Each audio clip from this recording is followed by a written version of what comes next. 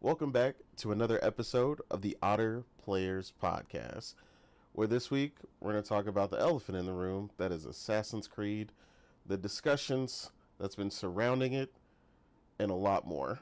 Also, the Future Game Showcase, the European Union banning virtual currency, and a little bit more than that. But before we get into that, we'll go ahead and get into our intros. Weeb, how you doing, man, and what have you been playing?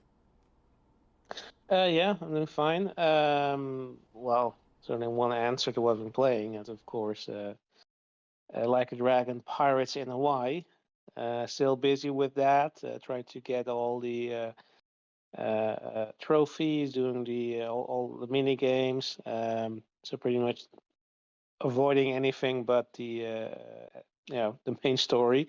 Um, but yeah, I mean, it is what it is. Like, I'm probably usually over leveled at the end of the game, but yeah, it's just so much fun doing all the mini games and all the side quests.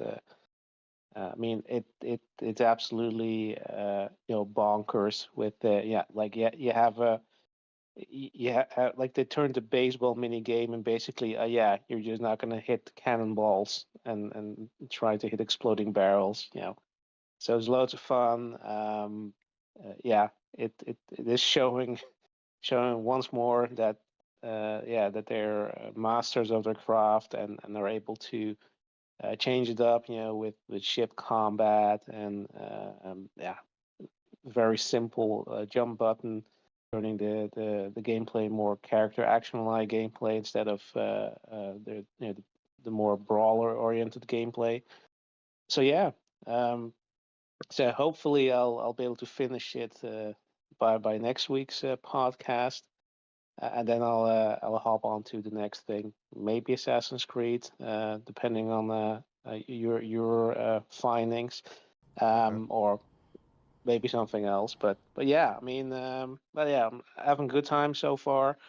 I mean, despite the fact that it is allegedly a shorter title, with the amount of content in there, like it's you're spending a shit ton of time completing this game and having fun at it. So yeah, that's what Okay. I'm playing. No doubt. Yeah. Yeah, you can tell that we're definitely getting in that phase where we're playing one or two really long games, and it just takes a while to complete some of them. So Yep. a lot of times we'll be playing the same game for a week or two or three. So depending on what we're all playing. Um, but yeah, I definitely feel you on that. Morgan, how are you, man? What have you been playing? Yeah, I'm good. Um, yeah, as you guys know, I've been playing crazy hard on Kingdom Come Deliverance 2. Unfortunately, I did not finish it in time for Assassin's Creed. Funny enough, I am like, I think like two main missions away from the end. So I was like, the night before Assassin's Creed launched, I was like right there, but unfortunately didn't get it. So, uh, but I'm still going back. I gotta finish it, obviously. I'm just gonna balance it in between Assassin's Creed, because right now I'm focusing on Assassin's Creed Shadows. Started that. I think I'm like, I want to say a little over 20 hours, like 22, 23 hours into the game right now. Um, the intro itself is like pretty long before you can open up and switch between both characters, Nawe and Yasuke. But it's open now, and I am just kind of exploring and leveling up. I mean, not obviously not in the way that and Nate, I'm sure he'll tell you how he's leveling up. He's way higher than me, but he's straight up grinding. Um, but I'm just enjoying myself. Like the world of Assassin's Creed Shadow is just gorgeous. You know, the environments, the clothing design, the hair physics, like the movement. I mean, one thing about Ubisoft, people like to shit on Ubisoft a lot, and I get it because they do a lot of shitty things. So they deserve it half the time. But one thing you can say about them is like they're environmental directors. Like they don't know what they're doing. Like they do such a great job with their worlds and the design of it. The seasons changing, I think, is a great addition to this game. You know, like it not only obviously switches up the aesthetic, of the game, but it also switches up like playstyle. Like, one you might get to a point where you do your little eagle dive in spring into a pond, and it's all it's all fine. But in winter, you try to do the same thing, the pond's frozen over and you'll die. Like, you'll instantly just crash into ice. Like, it's hilarious. And it changes up the way, especially if you're Nawe, it changes up the way that your playstyle plays, because bushes and grass that would have been nice and full during spring and summer and possibly fall, that you could hide in, are scarce in the winter. So like, those bushes are, they don't have leaves, so you can't hide in them anymore, right? You leave footsteps in winter in the snow that show where you are. Like, it's like, you have to play carefully based on, not like I said, the seasons, and of course the time of day. Obviously nighttime is more ideal, as you can sneak around and some enemies are asleep. And but even during the day, you can hide in the shadows. Like, if you hide in the shadow of a building, they can't see you. Real shinobi style. um so I really do enjoy it. I'm currently maining Nawe right now. I do switch back and forth between the two. I've had like full control of both of them for about 5 or 6 hours. I tend to switch to Yasuke when I'm just like, all right, I need to brute force my way through this castle. Like, there's a lot of like big dudes in here, and they all heavily armored. Like, I don't got time to kind of sneak around and take my time. So I'm just gonna like like rush through the front gate and just straight up murk everybody. But it's not just an easy cheat code for Yasuke either. Like, you still have to be careful, because these dudes surround you. Even though Yasuke's strong, he's not as quick and nimble as Naoe. So trying to dodge and counter, you have to be more mindful. So getting surrounded by him isn't the best thing either. But if you level him up enough and you get his skills high enough, he can become definitely a beast. So and even as a beast, I like, during the first time that I gained control of Yasuke, I did kind of take the assassins type of route. Like, I kind of scaled the wall. Yes, he can scale walls, just not, they have to be a lot more accessible than with Nawe. Nawe can just like, go straight up a wall, and she's got her grappling hook, so she can get into high places. But Yasuke needs a little help, right? You need some like boxes on the side of the wall, and he can scale a pretty decent sized wall, but it can't be too crazy. So I had him scale up the side and climb on the roof and scout people, and um take them out. And he has an assassination button as well, but his assassination isn't like the hidden blade where you stab through the neck, and you do it quietly, and you can nobody else can hear you. His assassination is taking his katana and straight up beheading somebody like real out in front of everybody. Like, you can do it in a quiet manner if they're far enough away, but if they're pretty close, they'll hear it. Unlike Nawe, if you assassinate somebody, you know they tend to not hear it. But yeah, his assassination is loud and very forceful. So you have to make sure, like, at least the enemies are a good distance away, so they don't hear his assassination. But he can assassinate, so there's that. um but he doesn't have eagle vision like Nawe either. He can mark enemies, but he can't, see through the walls, see enemies as red and orange and stuff like that, like Nawe can. So um yeah, so you just have to be more mindful, right? One thing that I tend to do is, like, if I'm him and I'm sneaking, I'm doing more of assassination style run with him. I kind of open the doors to the buildings and whistle, because I can't, like with Nawe, I can see inside the building and see like, oh, there's 3 enemies in there, right? With him, I can't do that. So I just kind of open up the door and I whistle and I wait for them to come out, and then I just assassinate them that way, before I just walk in.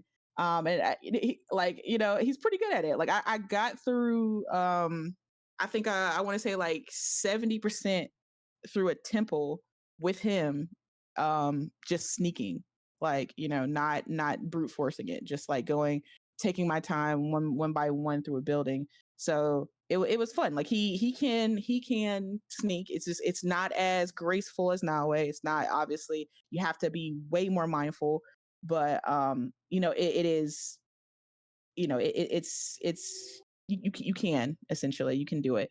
Um but yeah, like I said, it's just not as graceful. And Nawe, she can brute force, but of course she's not as strong. But she does have her crowd control weapons, so there's that.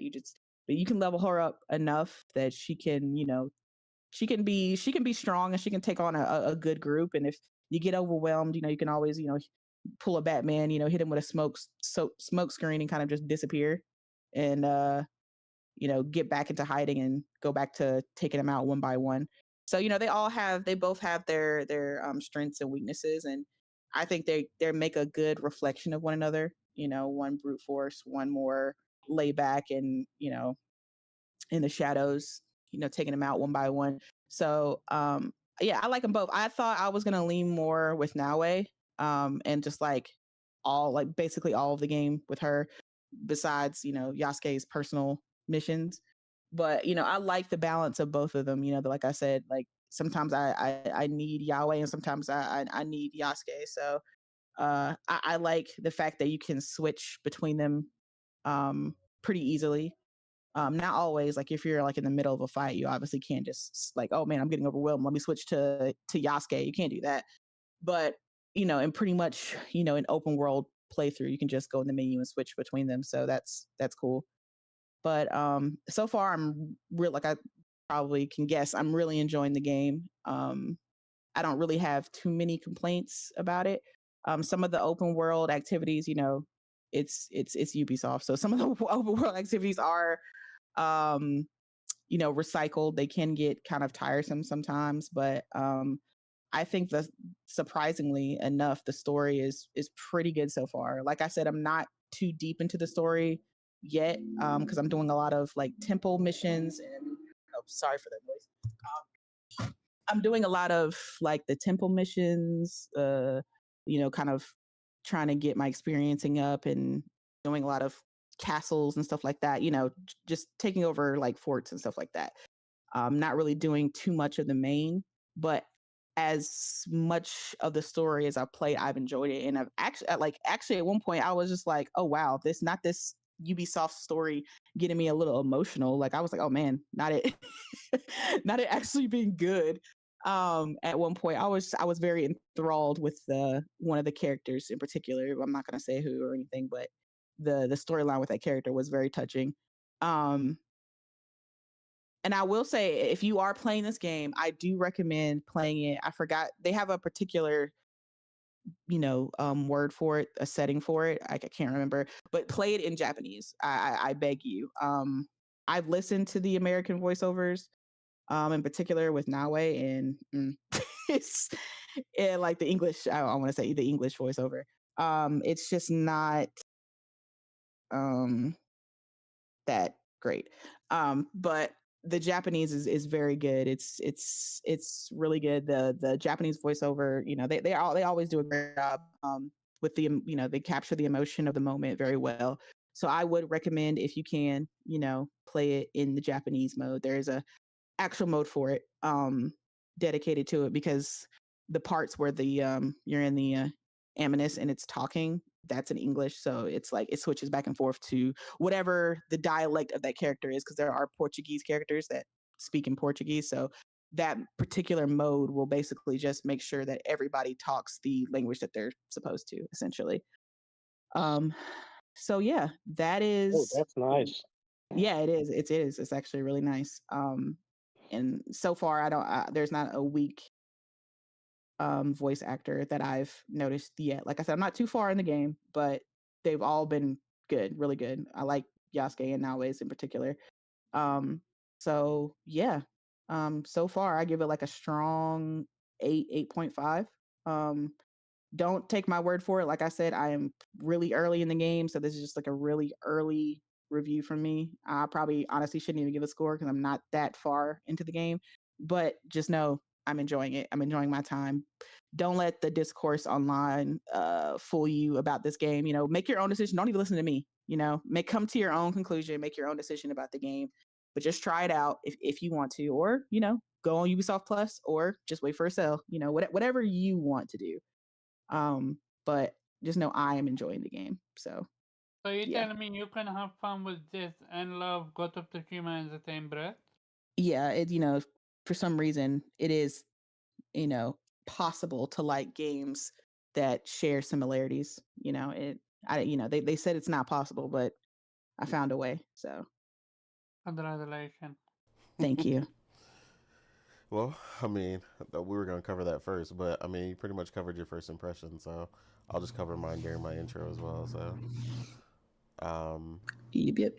but yeah, uh, Omar, I know you've been on Demo City right now after the Future Game Showcase. So, how are you, man? And what have you been playing? Yeah, no, Demo City have been, yeah, that. Um, I played quite a few demos this week on PlayStation alone, and after the show, I'm gonna play even more on PC. So yeah, for a while, been only demo. So few demos that I played that I genuinely enjoyed. First one is Promise Mascot Agency Cleanup. Basically, it's Japan being Japan. Basically, you have a car, you're an ex Yakuza.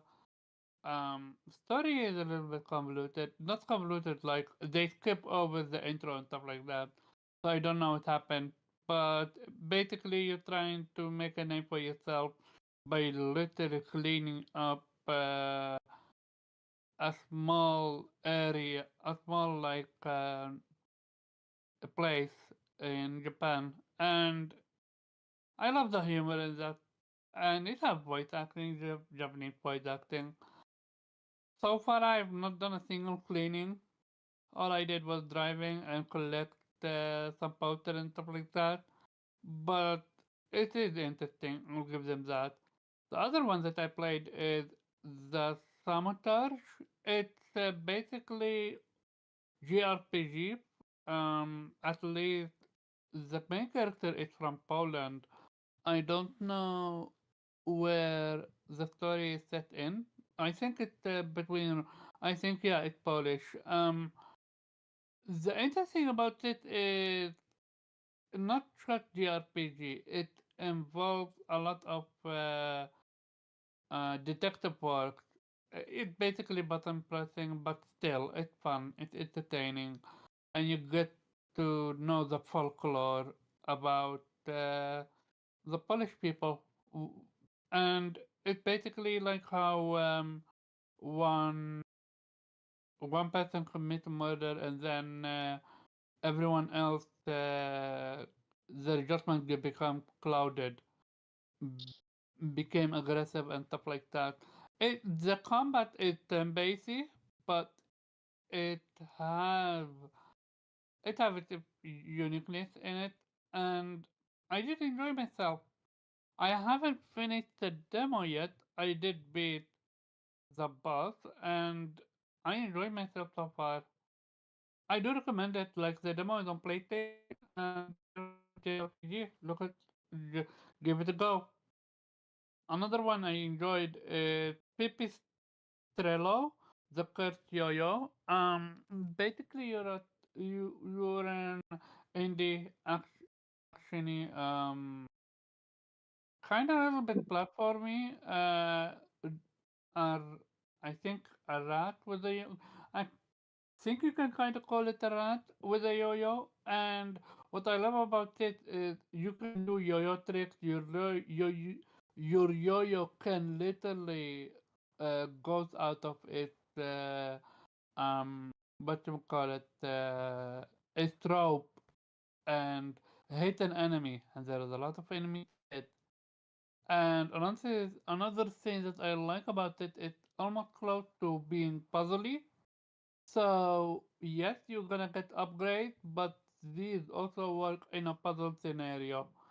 And yeah, the demo itself have sections, and the section I played is literally the opening. But there is additional section which highlight the difficulty even further. which I didn't want to touch because they unlocked a lot of the abilities, a lot of skills, and I didn't want to be spoiled with any of that, so I didn't touch that. But I did enjoy it to the point where I'm like, I'm absolutely gonna play it when it comes out. And another one is Amedama, basically Groundhog Day, but in Japanese form. You're a dude that creates umbrellas, and you're basically a Ronin, and you get killed. But the interesting part is when you die, your soul stays afloat, and you can take over other people's body, but also animals' bodies. And your job is to find out who put a hit on you, who stole your sister, because your sister get kidnapped as well during the um during the moment that moment. And what I love about it is they give you 7 days, but each day is literally day and night, and that's like 10 minutes or something like that. And afterward, you literally go back to the beginning. However, not only do you have your knowledge from what happened beforehand, so instead of wasting time trying to find out where the main boss is, you already know, oh, the main boss is going to be at this place at that time. So you get different scenarios of interactions, but also every level that you level up, you get to keep that alongside with items you buy and stuff like that. And despite it all, there is also additional side quests that you can do. And these where you take over someone's body that's important. Think like side character, and they have their own story. And if you finish that story, then you get an upgrade for your main character. Like all by all, from what I played, I truly enjoyed it. It's such a unique concept. When it comes to the gameplay, not gonna lie, it's mostly block and then parry. That's it. You can hit if you try to hit them if you want, but most of the time you got ganked on, and buying food is expensive, so you're better off with pairing. But if you're gonna play the game, you're not gonna play it for the gameplay for the most part. It's the story, it's the unique interactions, and yeah, that's another game that I'm super excited about. I think that game is already out, €20 or something. And the last game, and this one that I literally had to beat uh, Weep just to try it out, is Rusty Rabbit. Basically, Metrovania, uh, you are literally a rabbit, and you have a drilling machine, and you basically drill, uh, and you get to fight enemies, and there is a story about some group that joined the area, newcomers, and you save them, and you give you upgrades, stuff Oh like man, that. is this Fist? What? I was just saying, oh, is it Fist? Sorry? Never mind, no more. Go ahead. You. Is the Omar, I go think. ahead. game Fist, as in the game that came out with the rabbit? Oh, no. That's a different one. I know, Yeah, we I know you. know it. I know you said the name of the game. I was just like, oh, it sounds like Fist. Yeah. Yeah. Yeah, no. Gotcha. But with this one, the best thing about it, it's voice actor by none other from the voice actor from Kiryu Kazuma from the Yakuza franchise. You It's know, the Omar. The funny thing is the mascot agency game that you talked about also has the same voice actor. I didn't. I wish that it was him, but I didn't pick it up on that one. But with the rabbit one, he was so heavy that you could hear it from it. But for the, I think I played. I'm not sure if I played I might have played that agency without any audio. I need to look it back up. But with that, you could literally pick it up. Oh, He oh, have the same one-liner. He have the same mannerism. It literally Kiryu Kazuma. You picked it up from my man, yesterday. you're missing out with that mascot game because Yoshida is also voice acting in that game. I didn't see which one it is. I need to see who is voice acting. Because that's a demo, so I couldn't get to do everything with that game. And the demo is actually kind of on the short side. But yeah, no, going back to the rabbit, it's super entertaining. I recommend it. Like, I can't wait for the game come out. But yeah, that's about it. Welcome to the demo. Lots of demos, but yeah.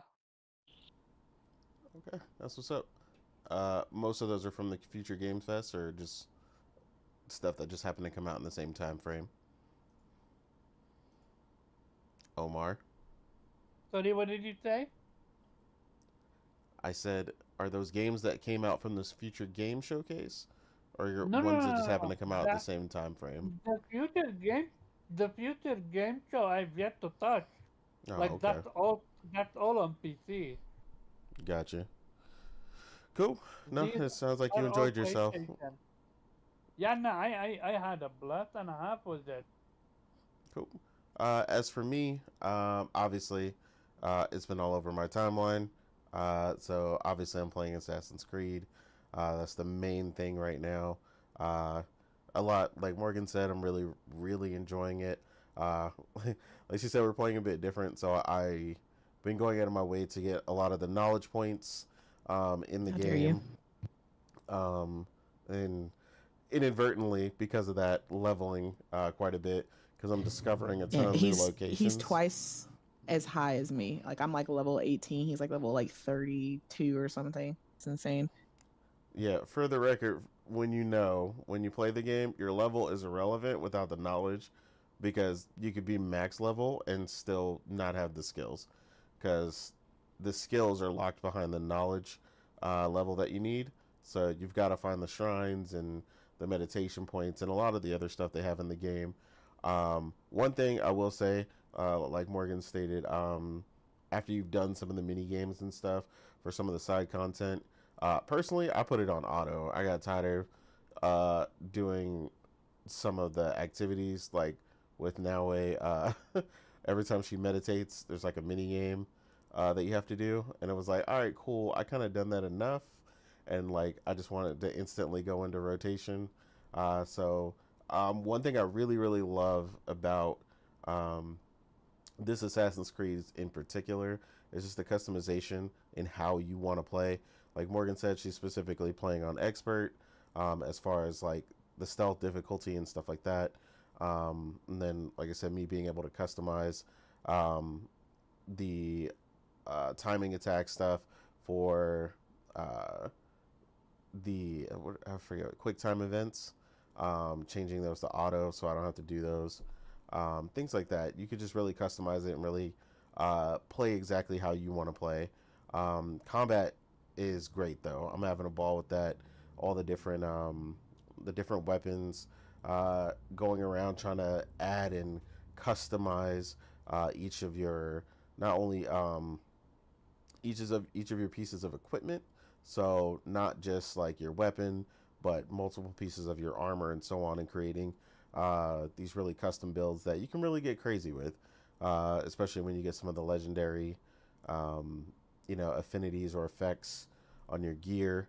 Um, Again, Naue is definitely my favorite so far. She's the only one that I've played besides what I've played in the beginning with Yasuke. I still like the way he plays in the bit that I've played. He's really nice with the katana.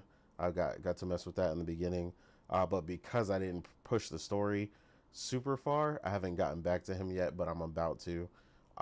That's the next step here, is to push the story now that I've got the knowledge kind of where I wanted, and I've got a lot of the map unlocked, or at least locations, so that I can get around the map a lot faster because this map is massive. Um, But yeah, as RPG88 said earlier, the game is beautiful. I've been going back and forth between playing it on PS5 Pro and also PC. PS5 Pro matches up very, very well.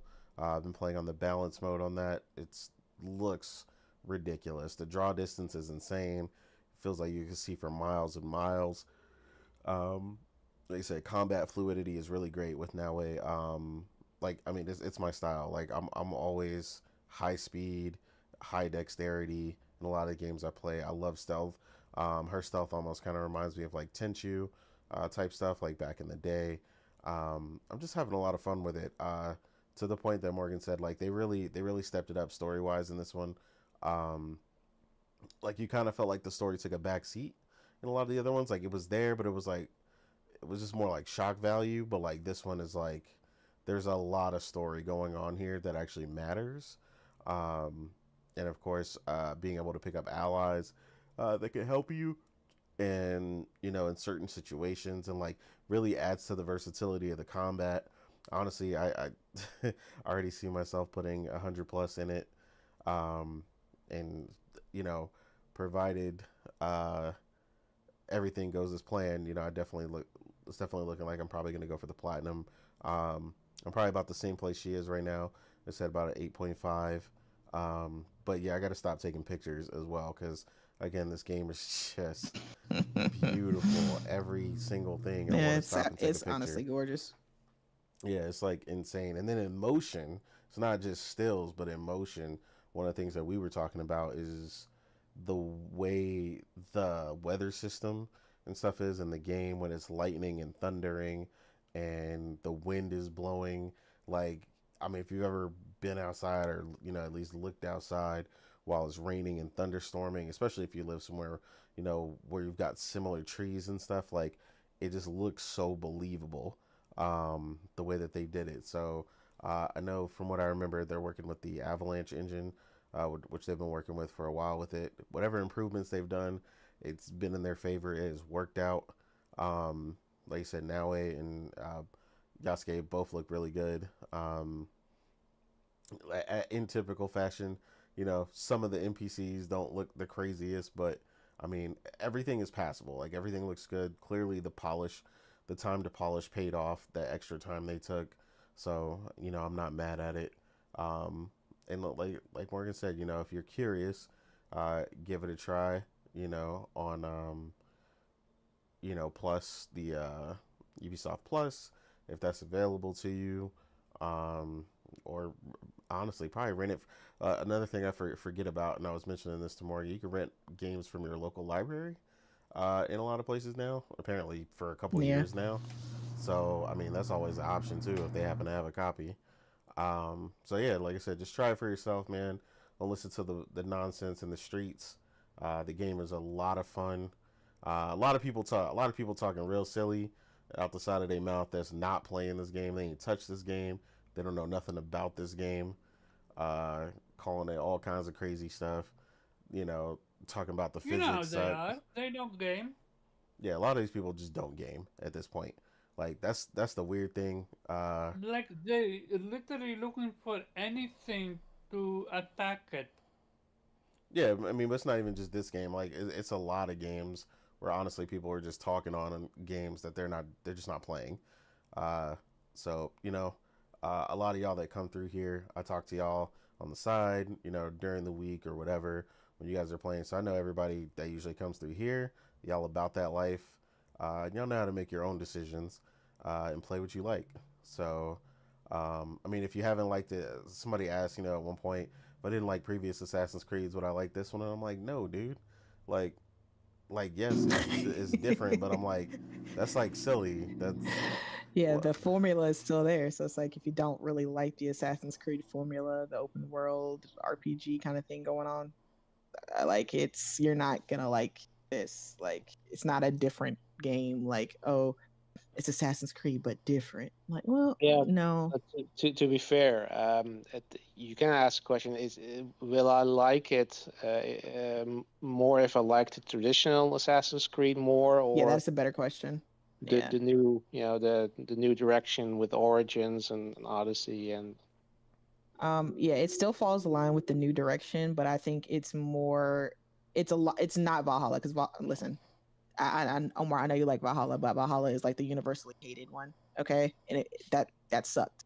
All right. It's not Valhalla. It is more. I would put it more in line with Odyssey and Origins. Odyssey, yeah, I the thought better so, ones. Odyssey. But Um, how does it differ from Valhalla then? because Valhalla was nothing but open world, checkpointed garbage trash. Okay, that's why. Yeah, but I that had it nothing. was It also was a just ability spam, which is you can't do that in this. Like like so, Oh, it's back so more to the traditional, but it's a mix of both. It's like they found a mhm. happy medium between the two, where it still feels more like the traditional, but they So didn't go back so far as to lose the RPG elements.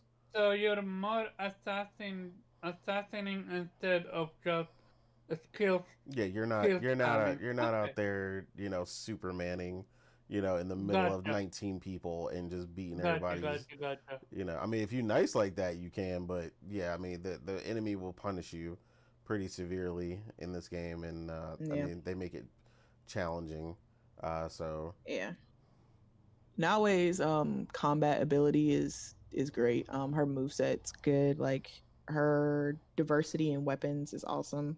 Like, um, what's the ball and chain? There's a term, the just word for it. I cannot remember what that weapon is called, but yeah, I forgot what they call she it, but she yeah, with that she moves crazy. Like that's a great crowd control weapon.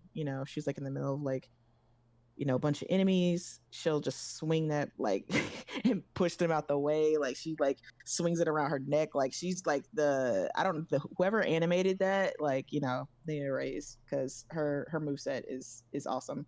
And like Nate was saying about the customization for the game as far as like the accessibility features and things like that. Like you can adjust and fine tune um almost like not it's not that crazy where it's like every aspect of the game, but it gives you a wide berth of things to adjust. Like you can adjust enemy difficulty, like the QTEs, the your strength. You can click on if you want to do auto assassinations and things like that, like because with Assassin's Creed, with these newer ones, you can't just straight up assassinate everyone. Like they have those little health bars, and if their level is higher than yours, it's only going to take like a chunk of their health out. You can turn it to auto assassination to assassinate everybody in one go if you want, or you could just leave it. And then there's like with the UI, you can take it off of your screen if you want, or put it all on your screen. Or there's a guided mode where you know the sort of normal open world where, okay, you got a mission here it is on the map, it shows you where it is, there's the checkpoint, go there, right? Or you can turn it the guided off. And I think it's that they did that in Odyssey, I believe, where you have clues about the location of the next mission, and you kind of use the map and the compass to figure out, like, okay, the mission, you have to assassinate this person, and they're west of this town, they're north of this waterfall, and they're in this region. And you just got to use those clues to pinpoint where they are. And then of course you can use you have scouts that you can recruit, like the people that you save throughout the world, right? If you like save a man or a woman from a situation, they'll be like, how can I repay you? And you can like recruit them as a scout, and your scouts can be used to explore areas that you're interested in. So if like you're interested in this little region, you can send a scout there, and they'll show you like what's some of the objectives in there, or they'll show you like the what's going on in that area, like the temples and the little side missions and stuff like that. And your scouts can also bring back like supplies, because in this game, similar to Valhalla, but even more, you have like a hub area that you can customize. With Valhalla, it had customization, but it wasn't really like you could only just like move stuff around like a little bit. A lot of the most of the buildings had like a set location, and you couldn't really do anything about it. Like it was just, it is what it is. Here's where all your buildings are going to be essentially in Valhalla. With Shadows, there's a lot more customization. You can put your buildings where you want. You can add it gets more Sims like you can add grass here, or a path here, or a fountain here. You can make your hideout look however you want, really, and then you can upgrade the buildings. Like you have a study where you upgrade your skills and things like that, and you have a dojo where you can uh, upgrade your allies, and make them stronger. You have a stable where the horses are kept and the supplies are put that the allies and scouts find. You have different buildings that serve different purposes throughout your hideout, and upgrading them gives you perks and allows you to do more things, like have more scouts or have higher level um clothing and weapons and things like that. So it's really cool. Like it's really nice. The only thing that sucks is if you're on console, like what no matter what performance mode that you pick for your game, whether you're playing it at 60 or the balance mode or the quality mode, the hideout is always like locked at 30. So it's like very jarring if you're playing on 60 FPS and then you walk into the hideout and it's like drops down to 30. So that's the really only thing as far as like the technical thing that's been a little jarring. But other than that, it's been pretty good. Like I haven't had any technical hiccups or anything. No, I haven't had any bugs or glitches yet. It's been roughly smooth, like a little frame rate drops here and there, but other than that, it's been a very smooth experience. I think that extra time and those extra delays were used wisely. Ubisoft surprisingly doesn't have that Ubisoft touch to their day one games, where a lot of the times they are like broken or glitched or have some kind of hiccup going on. I think these delays were used well and they're pretty smooth. No technical hiccups that I can think of. But yeah, I just want to elaborate on that. But it's I think when it comes to Shadows, that Ubisoft seems to have kind of learned what people like about the new ones and the old ones, and kind of, like Nate was saying, kind of put at least the good qualities of both into Shadows. So So I they think if find a way to hybrid with both, like make yeah, it I mean where. it's not perfect. It's not gonna be like, oh man, this reminds me of the old Assassin's Creed. Like it's not like that. It's still the RPG new one, but I think they took some aspects of what we liked about the old one, especially being an assassin and what it means to kind of be an assassin, and made sure to put that into this game and make you feel like, okay, I'm finally an assassin again. That the hidden blade is here.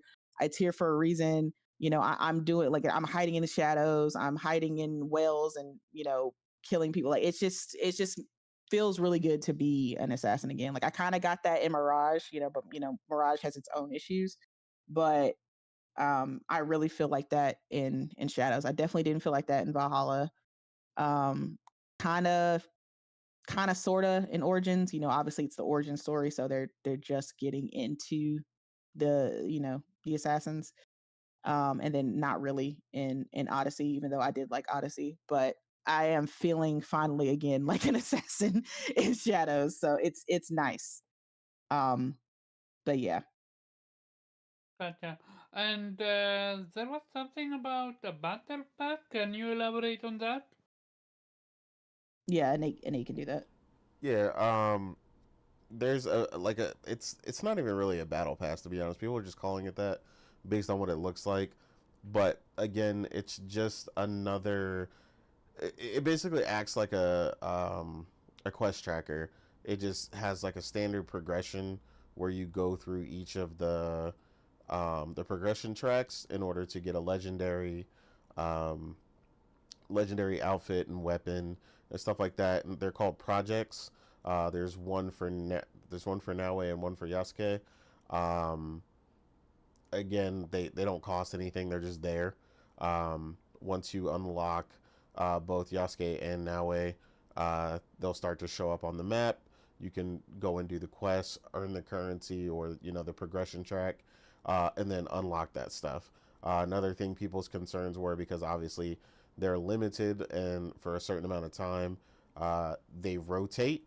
So if you missed one or you pick up the game later, like a lot of people are like, oh, I want to pick it up later.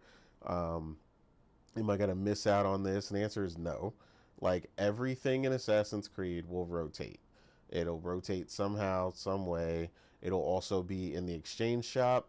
The exchange shop works like the Opal shop in the last game, where you could do missions and stuff and pick up the stuff, they exchange the in-game currency to get some of the things that they sell in the shop, or some of the things you might have missed as well. So again, there's multiple avenues to getting this stuff, and from in-game play. Like somebody thought like it wasn't or whatever. Like I know in particular, Mighty Keith seemed to have a misunderstanding about it, because he was like, oh well, they should have just put it in game somewhere. And I'm like, it is in game. I'm like, you have to unlock the missions. They're literally just another set of missions that give you another progression track to work towards something else, besides having to get the legendary gear from some of the bigger areas or legendary chests in the limited areas in the game. So yeah, again, like I said, as long as you have the game, you can unlock them and you can play with them. It's like, it's not a big deal. Yeah, and that's another thing I think Ubisoft has kind of learned to kind of push back on those kind of practices, and I think they listen to the feedback in a way where I know Omar will be happy that I think every castle of the 30 castles, they all, they made it worth exploring and taking down like the daimyos in the castle, because every castle has like legendary gear in it. So, I know that's a big thing for you, Omar. He's like, no, if I do something, the gear's got to be worth it, Yes. So there's that, they made sure to put, and it's not like repeat pieces, like they're all different. So there's that. Yeah, I agree. I'm definitely a variety and gear person, and they managed to still cater to that aspect of it for me as well. Like I said, you could run with one set the whole time if you really find a set you like and you get it tuned in the way you want, and just kind of And upgrade it with your level. transmog is a thing. Mm-hmm. So if you like the look of a different one, but you want the perks of another one, then you can. So that's good too, because there's a lot of outfits that offer some great perks, but I don't particularly like the way they look. So just but you have to one thing that wasn't made clear is that you have to unlock transmog. Like you have to build the forge in your base before you can unlock transmog. I was in the settings for so long at the beginning of the game, because I had a couple different pieces of clothing that were in there, but I didn't like the one that gave me the good perks, and I kept for the longest time trying to figure out how to turn the transmog on. And I finally looked it up, and you have to build the forge at the hideout before you can use it. So just a heads up. Yep, definitely. But So yeah, it got a lot of secrets then. yeah, there's a lot going on. It's definitely going to last both of us probably well over 100 hours, especially if we both go for the platinum. It's like I'm 24 hours in, and I haven't even touched like 80% of the map yet. So yeah. And like I said, it lends to different styles, right? Like I said, we ended up playing completely different. Like she pushed more into the story and unlocked Yasuke, and then I was just literally running around the map, unlocking a bunch of areas, and that's how I was ending up leveling, because when you discover new areas, you get EXP. Plus, I was also doing the knowledge based stuff, which again also gives you EXP. So like, That's why your level is higher than her. Okay. yeah, so it's just a matter of how you play. But I like that, like the freedom for me to kind of do what I want. Like I'm not really restricted. Like I said, I've gone all the way to the north side of the map, pretty much to the opposite side. Basically, the four corners of the map. I've basically been there and unlocked a ton of points. But I did that so that later, when I'm pushing the story and I need to get somewhere quickly, I'll have, an Eagle location or something I could just fast travel to and get there quickly. But even then, even if you're not, you've got your mount as well. And the mount is really fast. They also added different saddles and stuff like that for your mounts.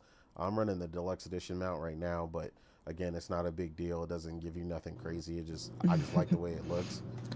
Yeah, the dragon lion mount thing. Yeah.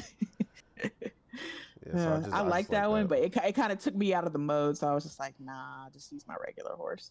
Yeah, and I mean, and even with that, they've added a lot of different horses, the different saddles and stuff. You could really start customizing that stuff.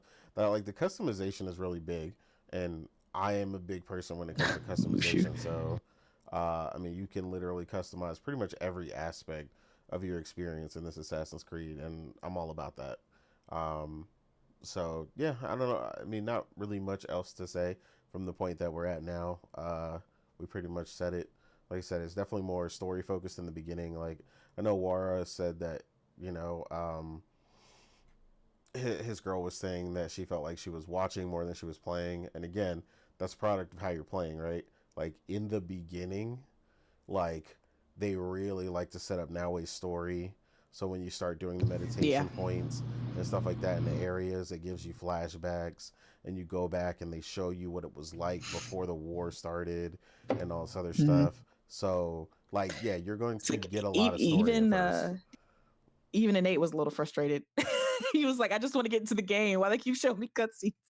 Come And on, I was just like, you're wait, let it set up. Let it set up. Let them cook. is Let them is cook. is this the same dude that played 10,000 So JRPGs? Come on. don't hold on. Oh man. Oh man. Oh man. Don't mistake that. There's details to that. Oh man. I said I Oh was man. tired of it giving me flashbacks, is what I said. So the story itself is fine. It's the flashbacks that was getting on my nerves because I have her Yeah, he set was up a hating. certain way that I want to play her like, and when you go through the flashbacks, she's like a baby Yeah, ninja, that's true. so you gotta She's still play her training, so differently. you don't have the weapons that you have currently out in the open world. You don't have the perks Okay, so and I everything like that. You don't have the hidden blade. Like it's a lot. okay, I get it, but still, that's story content. Don't you want to experience this? Omar, Again, you're the last one to be critiquing people, sir. again, this is all in how you play the game. I was trying to unlock the knowledge points. You have to play it to really understand. But I Okay. was doing it repeatedly, and so it just kept knocking me back into those. Eventually, Mhm. they stop, and like now when I go to that knowledge point, there is no more. Like I eventually did them all, so there's no more. Yeah. So the knowledge point now, when she meditates, she just says something, prophetic, and then gets up. Like it doesn't knock me back anymore because I've already Gotcha. seen it all. So my issue was like I thought it was gonna basically put me back into the past every time for the rest of the game, every time I meditated at one of those points, but it didn't. So it was Yeah. fine. I was just Yeah, like I agree. doing it a lot. Marijuana. I enjoyed the flashbacks, and Nate's just a little hater, so you know. Anyway, so but yeah, like I said, that's our impressions of the game so far. Like I said, I'm enjoying it. My flashbacks are done. So we're back in modern day, customizing, our bases and things like that. I like the little base system. It's not overly complicated. Like I get some people were like, "Oh, it's a little basic," and I'm like, "Well, I mean, if you make it any more complicated than what it is, people just tend to get lost, and you know, Yeah. you make it too complicated, people don't want to do it. Like this, that, and the third. Like I get why they didn't really overcomplicate it. I think it does just enough to add to your base and giving you more customization and more benefits. Like when you build the prayer area, you can pray and um, it'll give you different boost and things to damage or increased health, things like that. But when you build it there and you upgrade it, you get it like an extended version. So like if the boost would normally last 15 minutes, now it'll last like 45 minutes, stuff like that. So yeah, like again, like I said, I like so many aspects of it. There's a lot to it. I mean, somebody could definitely beeline the game if you really wanted to. I wouldn't. Personally, I don't really know why you would play this game if you were just going to beeline it. But yeah, you definitely could do that if you really wanted to. Um, Yeah, you're gonna miss out on a not lot. only a lot of story content, you're also gonna miss out on like getting like these allies that also add to your story. They're doing these side missions and doing uh these side activities. You meet a lot of the people that are essentially on your team. And funny enough, even with meeting the characters, it's not always a guarantee that they'll join you. Like you can make the wrong decision or accidentally kill them or something, and then they won't be on your team. So I think that's very interesting. I was just like, oh, okay, just got to make sure make the right choices. Yeah, yeah, I'm definitely. That makes me glad about a lot of these decent auto saves they got going on. So just in case I do mess Oh something yeah, up. okay, I do love that. There's Omar will also like that. You can just save whenever. I know that's a big thing for him. So Manual at least save if and you, auto What about save. respecting? Can you do that whenever you want? They usually ask that. yes, they do. Nice. They have the respect, so you can respect if you Okay, that's um cool. yeah, I know that's a big thing. Yeah. But yeah, either way, like I said, we're both enjoying it a lot. Uh, it looks like Wara is enjoying it. He said it's basically what he expected, and I pretty much said the same. It's pretty much I it's what I expected, I and gotta I'm enjoying it. I gotta ask, does it have quick save? No, dude, that is a PC thing. I don't know why you always ask for that. No, it's not a PC thing. That is a Are you talking about that like is a autosave? no. He's No, no, talking about like the one button quick save thing. That's like in freaking Cyberpunk and stuff. no. If I remember correctly, Odyssey had it. No, I no. don't I'm gonna. remember Odyssey having that, but no. I mean, it's not that hard to just save it. I mean, it's You just don't even yeah. need it. You're not going to be saving that much. Like it's not like you can be saving mid combat or something crazy. No, no, No not one, in no one. combat. Omar, No, he will like he'll be saving a lot. I do be saving a lot because one Uh-huh. backup can fuck you up for. Omar, after 30 minutes, yeah, I have 30 saves. Like, oh my god. Um, at 10, maybe 10. Uh-huh.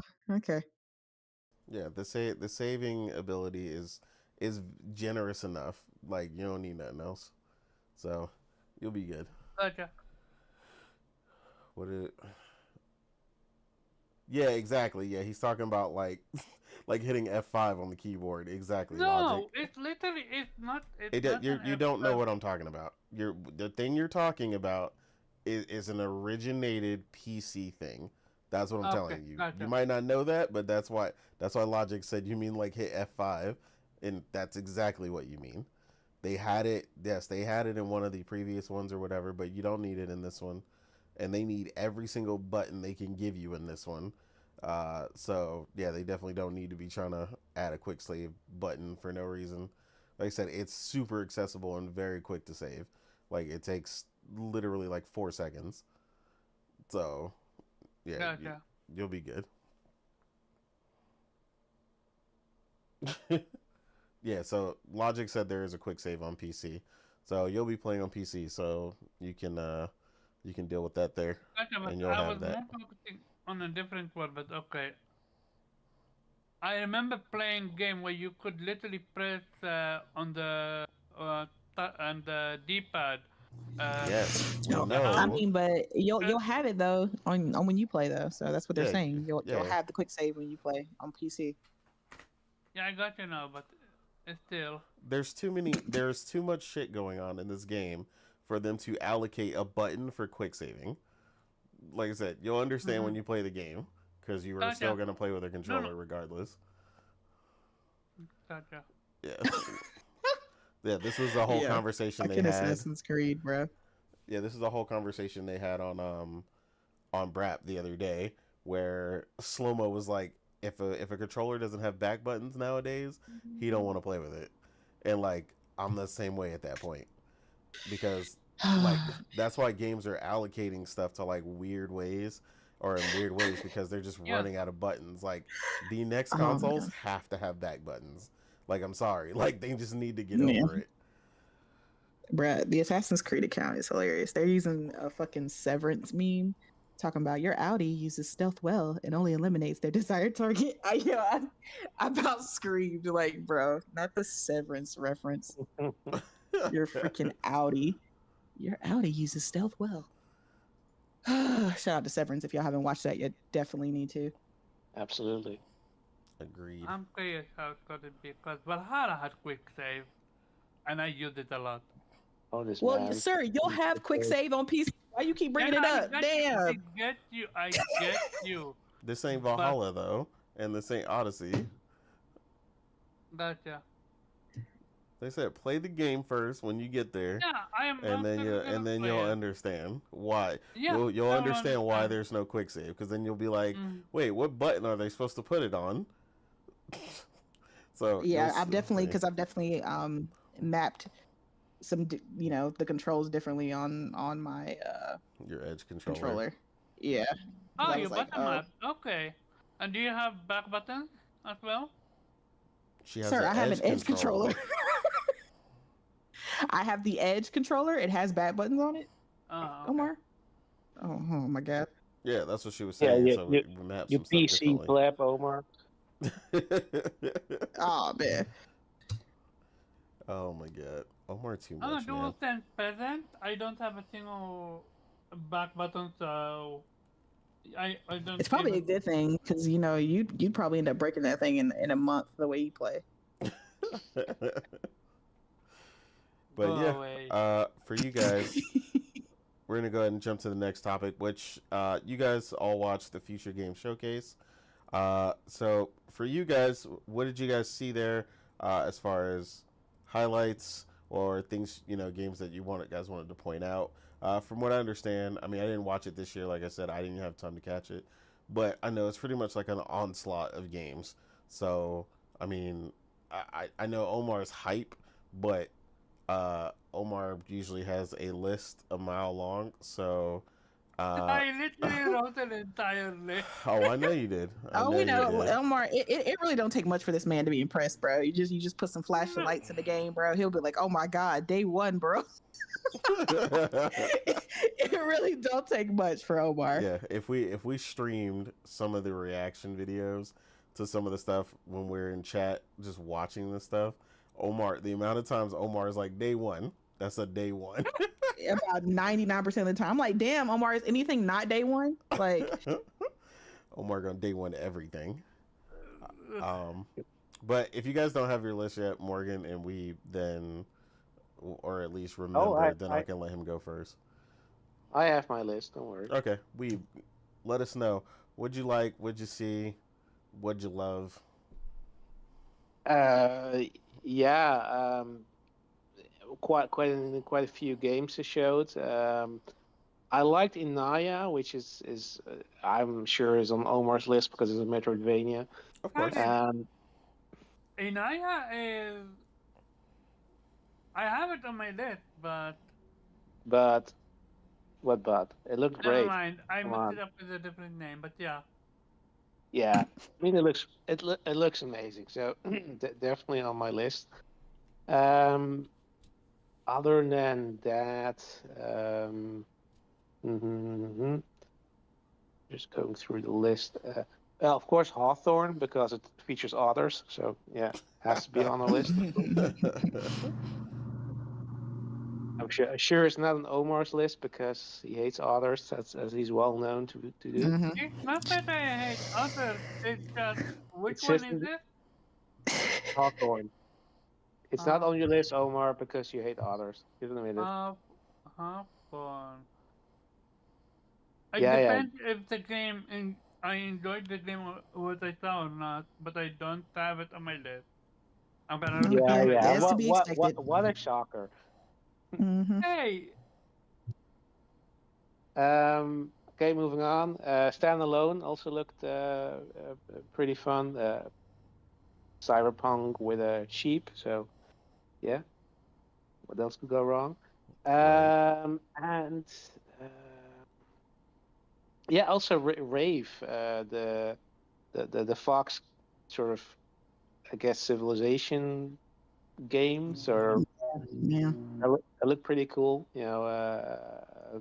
As a city builder or an RTS or however you want to call it. But yeah, I mean the ultimate furry strategy game, I guess. Um, and there was another one, but I'm kind of It looks like they showed a crossing lot. over. So Yeah, they did show a lot. Oh, the last They caretaker. showed That a that that lot. also looks pretty good. Not not only did they show a lot, there was an after show afterward, and they showed even more games. So yeah, yeah, like Yeah, I'm so looking that at this list. It's insane. yeah, yeah. yeah. But those were my highlights at least. Okay, no problem. Morgan, how about you? Um, yeah. I did see a lot. Unfortunately, a lot of the games that were pleasing to me are PC only. So I was just like, well, Oh man. um, they did show for whatever reason. I mean, I guess because it's about to come out, South of Midnight again. You know, I'm Mm. already day one on that. Mm-hmm.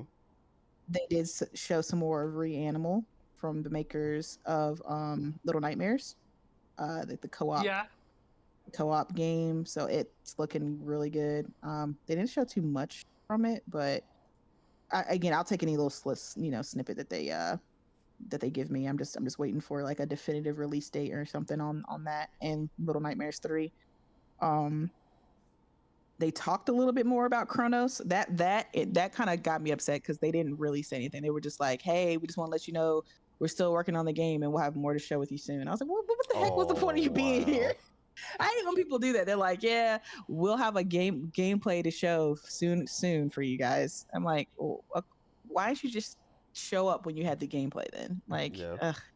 I mean, I guess you got to keep the news and circulating around your game. So I can't hate. But I am excited to see a little bit more about Chronos. I mean, you guys know I don't really do horror like that, but that one looked really good. Speaking of horror, I did like the look of this indie game. It was called, I think, Into the Dead: Our Darkest Days. It's like a zombie kind of outbreak game, but it's like it looks like kind of like a little platformer-ish kind of in the perspective that it's played in. You said So what that is it called? looked Into the Dead: Our Darkest Days. yeah, I have it written. That one is interesting. Yeah, it looked good. Are you looking it up? Oh yeah. Yeah. I'll pull it up. Okay, the IGN one must be the new one from a day ago. Yeah. Yeah, that's it. Let me put it on the. I'll run it back. Run it back. There we go. Yeah, no, it's weird. I have to go back to the list so I can put it in Oh man. motion. No, you're good. But yeah, that one looked pretty good. Ah, okay. I see the vibe. This does look Yeah. interesting. Yeah. I like the art style for this. It looks nice. This is interesting. Mhm. Unfortunately, it so far it looks like it's to be Steam kind of only, at least for right now. I think they said What they're interested in bringing it to consoles, so we'll have to see. Yeah. what I like about that one is it's not just you need to fight enemies. You also need to take care of your main character, but also your team, because they can go insane. Mhm. Oh man. Yeah. Yeah. It looks good, right? Not him It running looks and jumping over absolutely the. good. Yeah, And this the looks good. horror is not that much horror-y, So yeah, so wish you're listed fine. on Steam if you're interested. No, that looks good. I'm trying to think of the other games that I saw. There was a lot. That other game, and it's funny enough, I've been seeing this game, or at least Everywhere. ads for this game, a lot on Twitter when I scroll. The ads that I don't ask for that just pop up. Um, that Will Follow the Light game. Um, it's like another little creepy looking game. I don't know what it is about the creepy games that are intriguing me right now. You just on that kick right now. Apparently, it's like a game on like a boat or something. Um, that's really all I can tell you. it's that's not a very good description, but I mean, I can't really describe what it's about. I just like the way it looked. So Yeah. there's that. Trying to think of anything else that I saw. Because I didn't put down a list, so I have to like go through and look. No, you're good. Especially after, because there's a game called Steel Seed. I don't think you even heard of it. Yeah. Oh, that Kingmakers game is always looks great, but I think that's definitely PC only. The where you like basically go back into medieval times with like tanks and machine guns, and you just essentially cause chaos. Hold on, Morgan. Are you telling me this is not historically accurate? Oh man, I mean, it might be. I think you're actually you're right. It's not historically accurate, but I'm sure people will give it grace. For this particular game. We, um, like you'll be driving Wait, trucks. hold up. How do we even know that there were no cars and guns? I mean, you're right. You're right. Maybe paleontologists will dig up. An archaeologist will dig up. Some trucks. So you can. You're right. We can't rule it out. You can't rule it out. We can't rule it out. You're right. I'm sorry, Omar. You're right. But yeah, I'm sure people have seen it. It's been kind of like a popular PC game that they've been showing for the past like year or so. Yeah. And it's using Unreal 4, and they were very I remember when watching the Future Game Showcase, they were very open about using Unreal 4 versus 5 because of the destruction physics that Unreal 4 provides. They were just like, they just couldn't really replicate it on 5.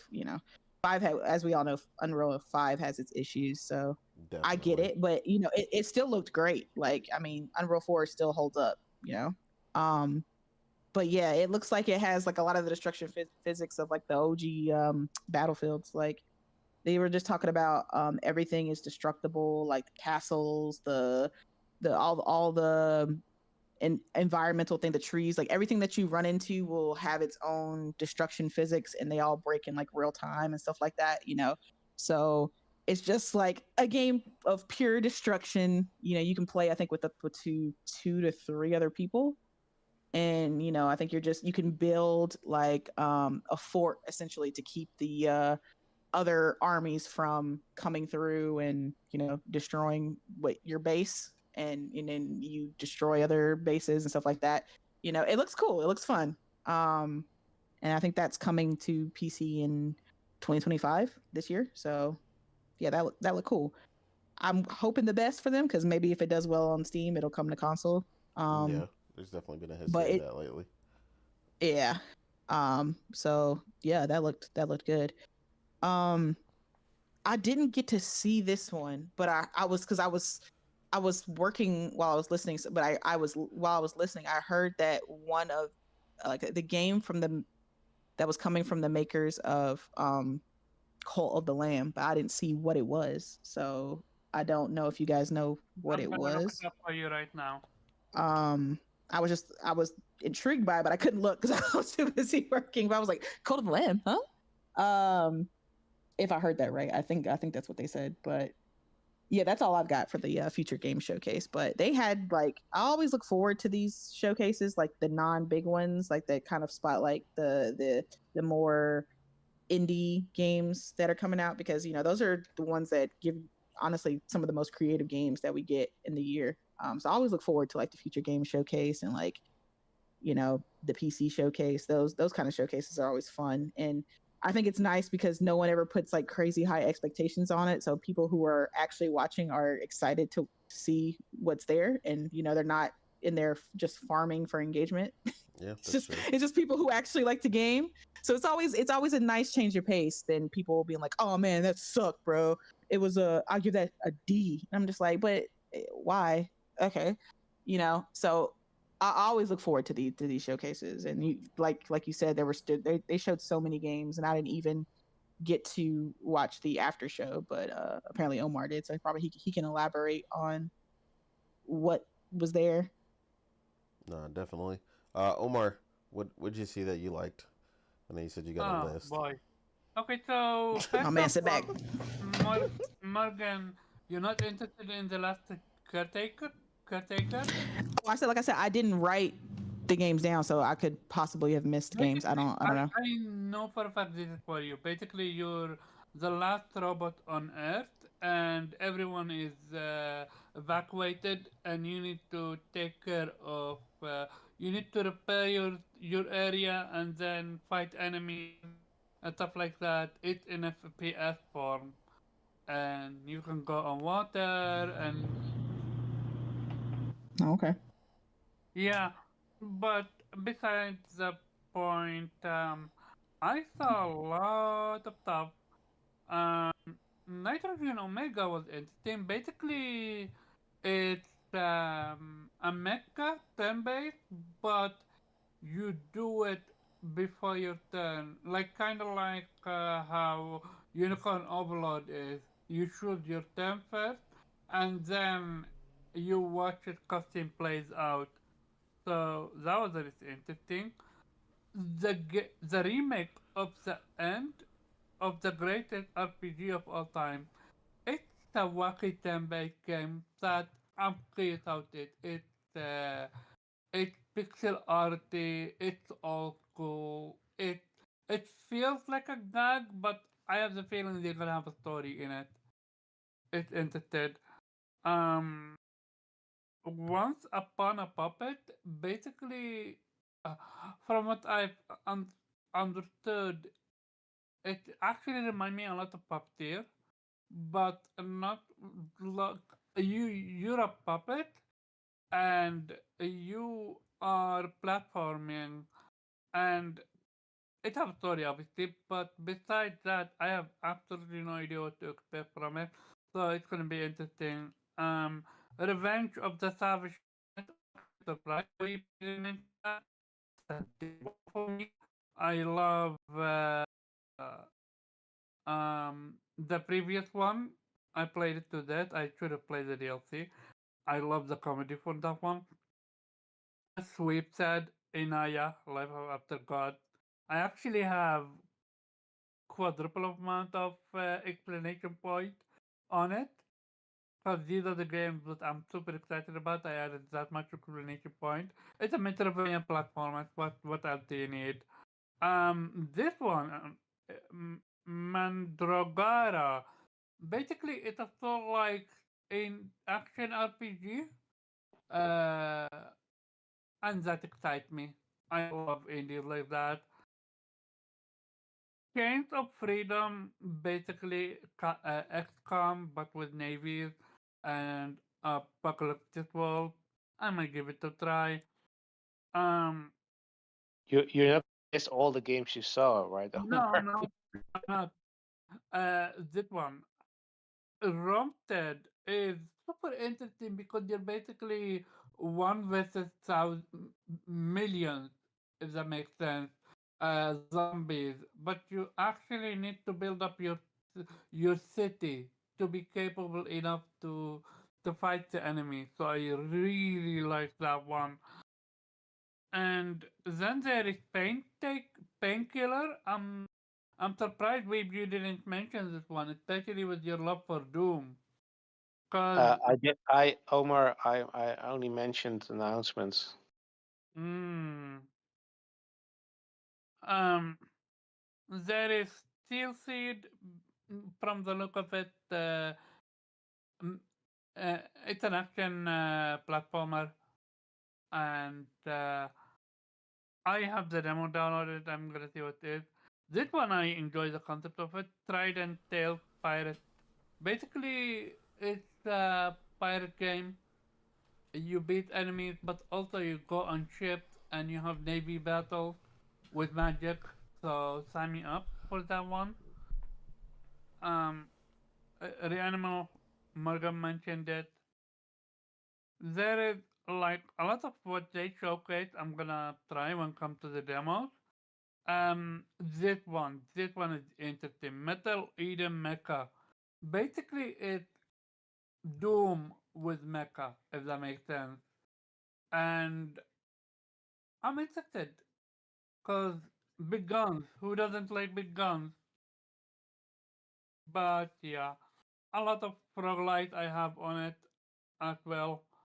All by all, this is a clusterfuck of a showcase in the best way possible.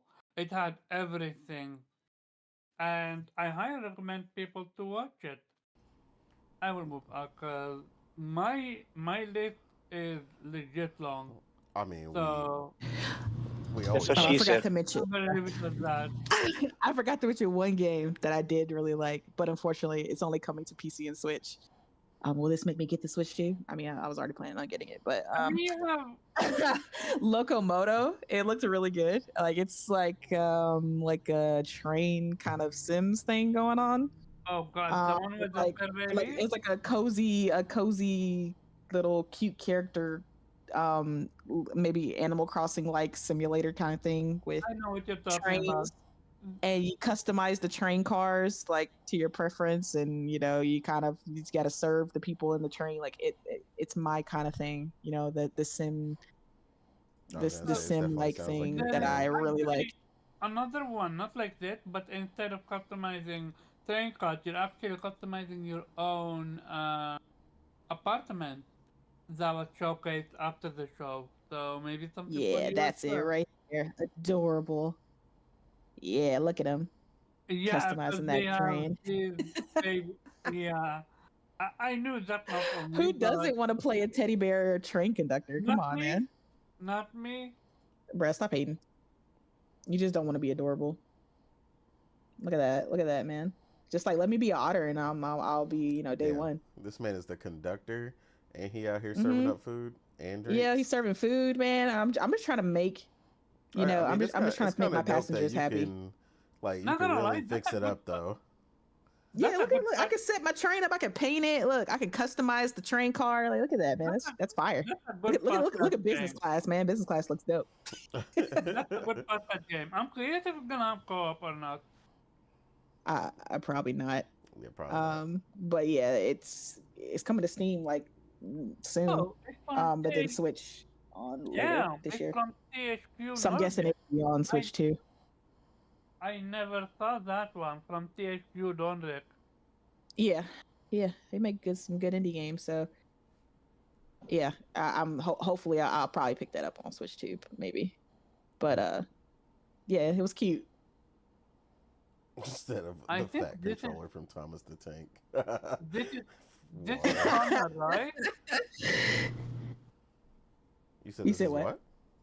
This is the one we're watching right now gameplay. This is Connor, I think. I mean, I don't know. Um, This is Oh no, Industria 2. this is Industrial 2. Yeah. I have it written, but I never played one, so I need to play one first.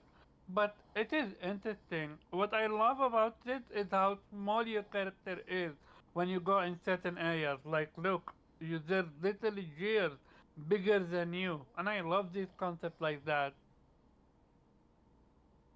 Yeah, I mean, a lot of yeah, stuff it seems has pretty a interesting. great lineup and some good diversity in the games that they were showing. Like something for everybody, which is always great.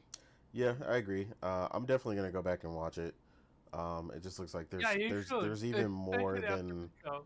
like what they put after. So it looks like you have to watch it live Hmm. to see some of them. So I'm definitely gonna um, go back and watch it live and really catch all the stuff because some of the stuff looks really really good.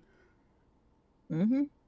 I'm pretty sure you find highlight wheels for every Yeah, I mean, game. I have that's where this stuff is coming from, but it just seems like there's even more beyond that. So, Yeah, they showed after the showcase a couple of them. Yeah.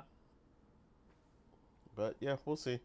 Um, we'll go ahead and jump to the next one. It sounds like I said, the Future Game Showcase was good. The one thing I wanted to cover, this was a big one. That was recent news. The European Union is banning the use of virtual currencies to disguise the price of in-game purchases. The new requirement states that there needs to be clear and transparent pricing information, avoiding practices hiding the cost of in-game digital content. So I'm interested to see what happens, what it looks like when kids log in to play Fortnite. And it doesn't say V-Bucks anymore because they gotta be getting everybody with that. Um, it says respecting consumers' vulnerabilities, in particular when it comes to children. Obviously, um, the concept of the dollar definitely changes when you just see it as V-Bucks or Robux or whatever the kids want at this point in stage. So shout out to the European Union again, making a really great decision. In my opinion, I've always hated that. I mean, they were the ones that got them to stop the nonsense with the loot boxes. Shout out to the European Union for also getting them to show the percentage of pulls for gotcha games and stuff like that. So, like, before you couldn't tell what your percentage was, but they had to now tell you because of the changes over there. Like, you have a 0.8% chance of pulling this character from this event or stuff like that. So, yeah, it sounds like another W from them. I mean, I think this is a great change, like I said, because I've definitely seen where kids, especially, just really don't understand the amount of money being spent when it's in alternative currencies. Um, and even some adults, right? The amount of people who buy a truck ton of VC virtual coins from like NBA 2K. Same thing with Call of Duty. They have their in-game currency. So yeah, I think it's a good thing for them to make this change. I think it'll just be a lot easier for people to really pay attention, really get a real time representation of what they're spending. I mean, obviously, most of us are pretty aware as the gamers we all are here and in the live chat, but I could definitely see this helping a lot of people to really grasp that a little bit better. Um, Do you Morgan, see people? go ahead. Do you see companies trying to push back on it? I mean, there is no pushback. It's over.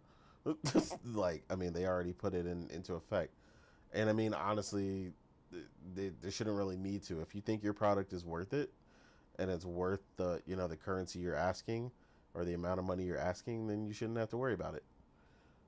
So, yeah, I mean, I don't really think so.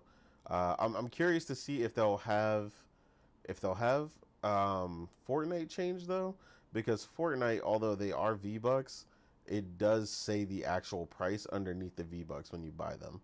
So they kind of got like a double thing going on, where I know they would still probably want to call them that, but I don't know. I don't know if how this law will work in particular, like if they have to remove it or if they just need to put the monetary dollar amount beside it.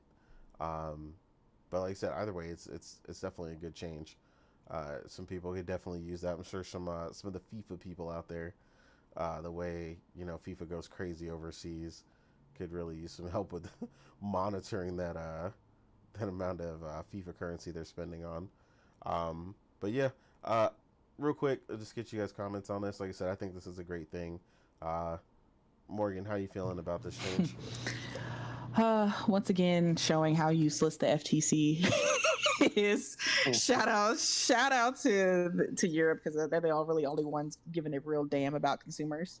Agreed. I mean, think they're this not is paid by lobbyists. That's why. there you go. There you go. I think this is a great first step when it comes to these, you know, egregious practices that are put into games. Like, I mean, they know what they're doing. They spend millions of dollars in research and trying to figure out ways to manipulate gamers, especially like you said, younger gamers, into really not understanding what they're doing when it comes to buying these credits, right? That's the reason they give these credits different names and different even the look of them, like, they make them like cool little cute coins, or cool looking bucks or something like that, right? I mean, it's all manipulation tactics into getting people to disassociate the fact that this is actually real money. Like, don't think about it as money. This is just the currency that we use for this game, right? um so I think this is a great first step into kind of alleviating some of these practices that are going on, because honestly, it's not been very well regulated when it comes to games, and it's been affecting a lot of people. I mean, we see it on the news all the time about how some parents or somebody, went into debt because their kids spent like, thousands of dollars on V-Bucks or whatever, right, for these games.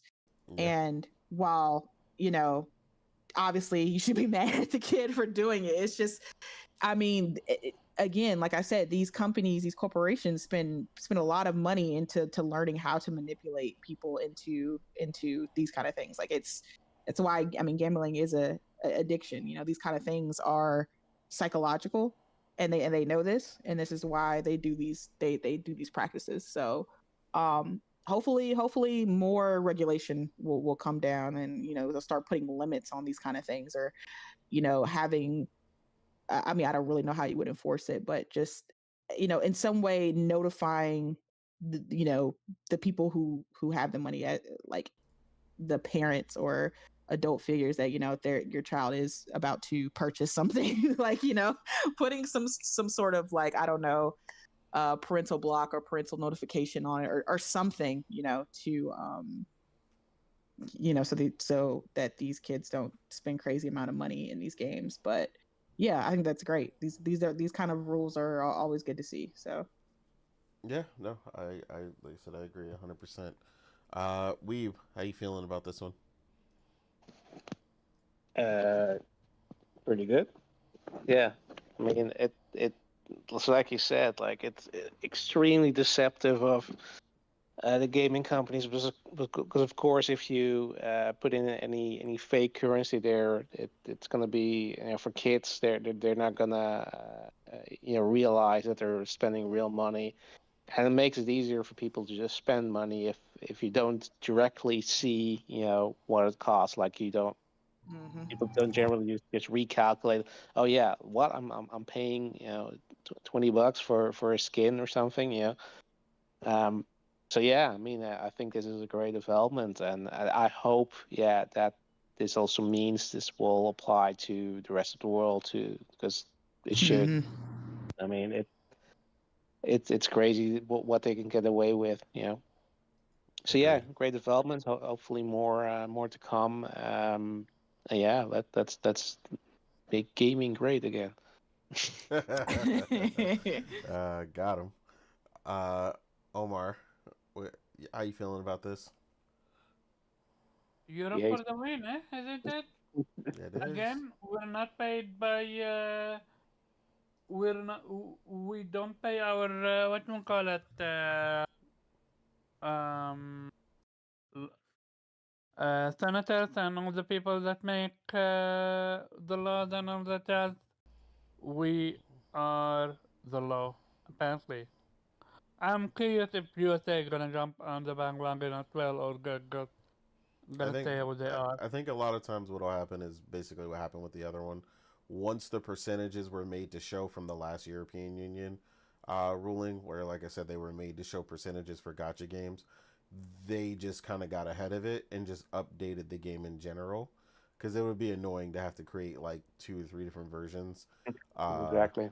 so yeah, like once that change came over, I happened to be playing a game on my phone at the time, and uh, it updated like the gotcha percentage was shown. And any game I've played since then or seen other people play, the gotcha percentage always shows, even if they're American. So I'm pretty sure they're gonna follow suit with this one and just make global changes. And It's actually insane how easy it is for you to buy a V-Buck or whatsoever. There is zero regulation. You can lie about your age, and all you need is your dad or your mom credit card, oh yeah, and you're good to go. my nephew definitely slid about $200 off my card over over the course of about a month at one point. Oh man. So yeah, Were you not? Could you not pay attention to it, or it was below it. The problem is, well, I mean, they're called microtransactions for a reason. So it was below my card's like notification threshold Mm, Yeah, at the it wasn't time. 200 all at once, right? I It was got like Yeah, you. Yeah, okay. yeah, yeah, it was like he was just taking little bits out yeah, like every now and And again. yeah, like were you able 8.99 to here. get your money back, or you No, just had to accept your I loss? didn't. He's lucky in the fact that I understand what would happen if I were to charge back or something. Hmm? Because number one, his account would get banned. Uh, Uh-huh. Hmm. so he's lucky that I understood that and what would happen, and that ultimately he made a mistake. Because he stated, "Oh, I thought mom's card was on there, this and that," which I tried to give him the benefit of the doubt, but I was like, his mom wasn't working at the time, so I was like, yeah, that's kind of bullshit. But I was like, you know what? But that's okay though, because we're gonna fix that. I was like, so Hmm. happy birthday, Merry Christmas, and we'll talk about your birthday next year. Happy Hanukkah, enjoy what you got, and yeah, no, cause we are laughing now, but this is genuinely a serious matter. Cause while you only got what 200 of it, some people could literally end up in 1,000. Yeah, Hmm. And I again, mean, he would have definitely kept going, but thankfully, Yep. I noticed something was wrong because I was like, okay, I have a general idea of what's in my bank account, even how if old I'm is not he? getting the notification. I mean, he's older now. Like this was years ago. Like, Okay, yeah, no. yeah, Back then was zero regulation. yeah, he was like 11 or 12 at the time. So Yeah, like, but that's the crazy part. 11 or 12 and doing something that a 15 or older should need to be before buying. This is why I say they have zero regulation to it. They don't give a fuck if you lose money on it because at the end of the day, it's well, in yeah, I their mean, pocket. they don't care. Hmm. So having regulators like that, it always for the best, and for the people that want to say, I don't like it when my government regulates. I want to be free. I'm like, "W- w- you say that up until it happened to you, and then you're gonna scream bloody and murder." Facts. So because of that, shout out to you for doing what's right. Again, you said it with the microtransaction percentage and all that. They even banned certain games because it have microtransactions on mobile in Europe. So at the end of the day, they do care. They're not like USA lawmakers that get paid, call it donation contribution or whatever. But it's Just a definitely little lobbying, important, just a isn't little it? lobbying. You know, Yeah, lobbyists. Yeah, yeah, it's actually little insulting. greasing the palms. Or company having right or whatsoever because they're apparently human. But no, I'm going to the politics now. But at the end of the day, I'm at United. USA have no other choice but to follow through as well. And this is the best thing that gonna happen to gaming like that. Like we absolutely need regulation. Otherwise, companies just gonna uh, run on us. Like out of they don't care about what happened to us, and that's just the reality. So Hmm. again, shout out to Europe. Yeah, They're doing amazing things over there. agreed. They're saving the gaming industry while the rest of these regulators ain't doing nothing. They tried with Bethesda, but with They're ABK, what actually can you do? doing their job. Oh man, it's crazy. Imagine that. Can you Right. imagine? So, our next topic, this is the one that we didn't get to last week. Um, this was in regards to uh, the scare of AI in particular. Uh, you know, uh, uh, Most people have seen by now Ashley Birch commenting on the rights and issues going on with SAG-AFTRA, um, and them trying to secure a proper system so that companies can't just run rampant, use people's likeness and voices to just make money without paying them accordingly. Um, they're a long way from it, according to SAG-AFTRA as far as getting to an agreement. Obviously, because these companies are trying to be as cheap as possible and cut out as many people as possible. But talented voice work is definitely extremely important, and it's not something we should just put to the wayside. Um, it's definitely needed, and you got to be careful. I mean, I'm sure we've all seen something crazy by now that someone has made via AI. Um, so I definitely get the scare and the issues, making sure people are getting their checks, their residuals, and all these things accordingly for the work that they're putting in. In order to, especially in order to not let these companies just kind of, train, an AI on your voice or something and trying to make it sound like you when it's not your voice performance and things of that nature. Um, so yeah, I mean we're headed towards a slippery slope. Uh, we've all heard at least something where someone has made up a music track or things like that, and I knew this was coming when we seen a lot of people messing with music. I remember I seen somebody put out a new Drake song, but it wasn't really Drake.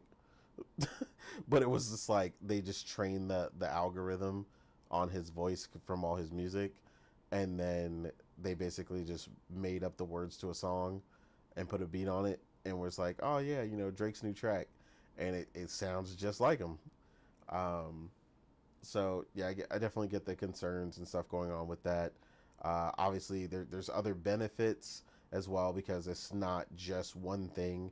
So the discussion as a whole is AI in gaming. So not just the voice acting, but also obviously there's some tools being put out to assist, to help make some of these games be made cheaper and faster. Um, so assisting the developers, not taking their job in particular, but just assisting them with certain riggings or other things, basically training models to help the process along is what we're hoping the end goal really is, to create better products, and the like. But of course, again, slippery slope. Companies, like you said, you give them an inch, they'll try to take a mile. And then of course the last Always, eh? version, yeah, always the last version we've all seen recently from Copilot, where Satya Nadella was talking about being able to utilize Copilot in order to get help, from the little AI model or whatever. That one is probably the funniest one because any of us that have ever talked to your phone and told your phone to like do something that was remotely even a bit complex, knows that you just end up having to look it up yourself. Like, unless you're just like, hey, where's the nearest Taco Bell? Like, your phone a lot of times is just not going to give you the proper response. If you're looking for a strategy guide for something or whatever, it's not going to really understand how to bring that up accordingly and give you what you actually wanted. Um, so yeah, I think they're getting a little overzealous on the Copilot thing. Microsoft has been trying to force Copilot down everybody's throat since they came out with it. um, I'm sure Logic has seen or can attest to that at some point. But yeah, even at work, uh, Copilot's trying to be everywhere, especially if you use Edge, because I use Edge for work on my work laptop. For Oh, or you? Yeah, I mean it's just to separate profiles, just because I don't want to mix up other stuff. Yeah, Um, yeah. but yeah, I don't know if there's a lot going on. Like I said, just in that instance right there, we covered multiple things as far as what's going on with AI in the industry. Um, like I said, I'll start with. I mean, Omar wanted to cover it. You can cover all of what I mentioned, or just the portion where Ashley Birch, and talking about SAG-AFTRA and them trying to secure the rights for voice actors and stuff, or the whole thing. But how you feeling about it, Omar? I know this was like the Uh, main thing. yeah, so it's actually a scary one, but luckily, again, they don't own her voice, so they can't just do something and get away with that. Also, but again, AI in general is just scary. Like, I like I can't imagine how actually Beth must have felt when she saw that video. Because this is literally your own livelihood. And when we talk about game games, we talk about characters, especially when they're well voiced, well, and the characters is well designed and stuff like that. And to see all of that could be stolen from you. Hey, just I'm super lucky that they can't have her voice. Otherwise, it would have been ended really ugly. And you broke it down way better than I could have ever done. So, yeah, no. I'm genuinely just happy that she owned her voice. Because despite the fact Gorilla owned Aloy IP, they don't own her voice. And that's the most important part, in my opinion. Yeah, Because I agree. if, because remember this, if you can get away with owning someone's voice, you could basically put voice actors out of business if you do it correctly. If you have a good software that imitates such voice, you're basically doing getting free labor out of it. Well, and that's what SAG-AFTRA is trying to prevent. The acting guild, they're trying to work with them to basically secure fair pay for it, Yeah, and then if the actor does want to allow their voice to be used, that they are paid fairly yeah, for the amount of content that their voice is covering, and so on and so forth. mm, yeah. I'm just glad that AI, even how amazing it is right now, it's not just that better. Cause things could be end up real ugly real quick. Yeah, agreed. Um, But yeah, that's about it for me. cool. Morgan, how you feeling about this? Um, yeah, and particularly about Copilot. I mean, I just got to kind of laugh at that. I'm just like, I see the vision. I get what they're trying to accomplish when it comes to Copilot, in gaming. And if for anybody who doesn't know, Copilot is essentially like an AI program that is on your device or your Microsoft device. So like an Xbox, I guess they're gonna bring it there, and your PC that essentially will it's voice automated, and it'll help you in a game. Like you ask it a question, like what do I do with these resources, or where do I go for this mission or whatever, and it's supposed to help you and give you an answer, and reply back, and help you figure out what you're trying to do in the game.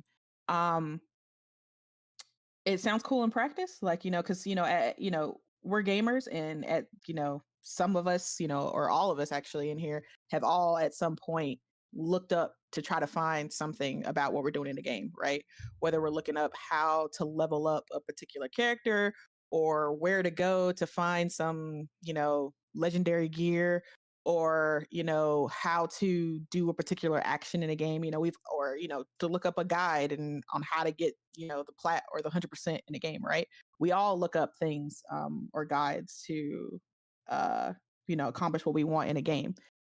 But my only issue is that and I haven't used Copilot firsthand, but I just we've all used AI, um you know helpers to help us, like whether it's like Siri or Alexa or Google, or sorry if I set off any of your devices, apologies.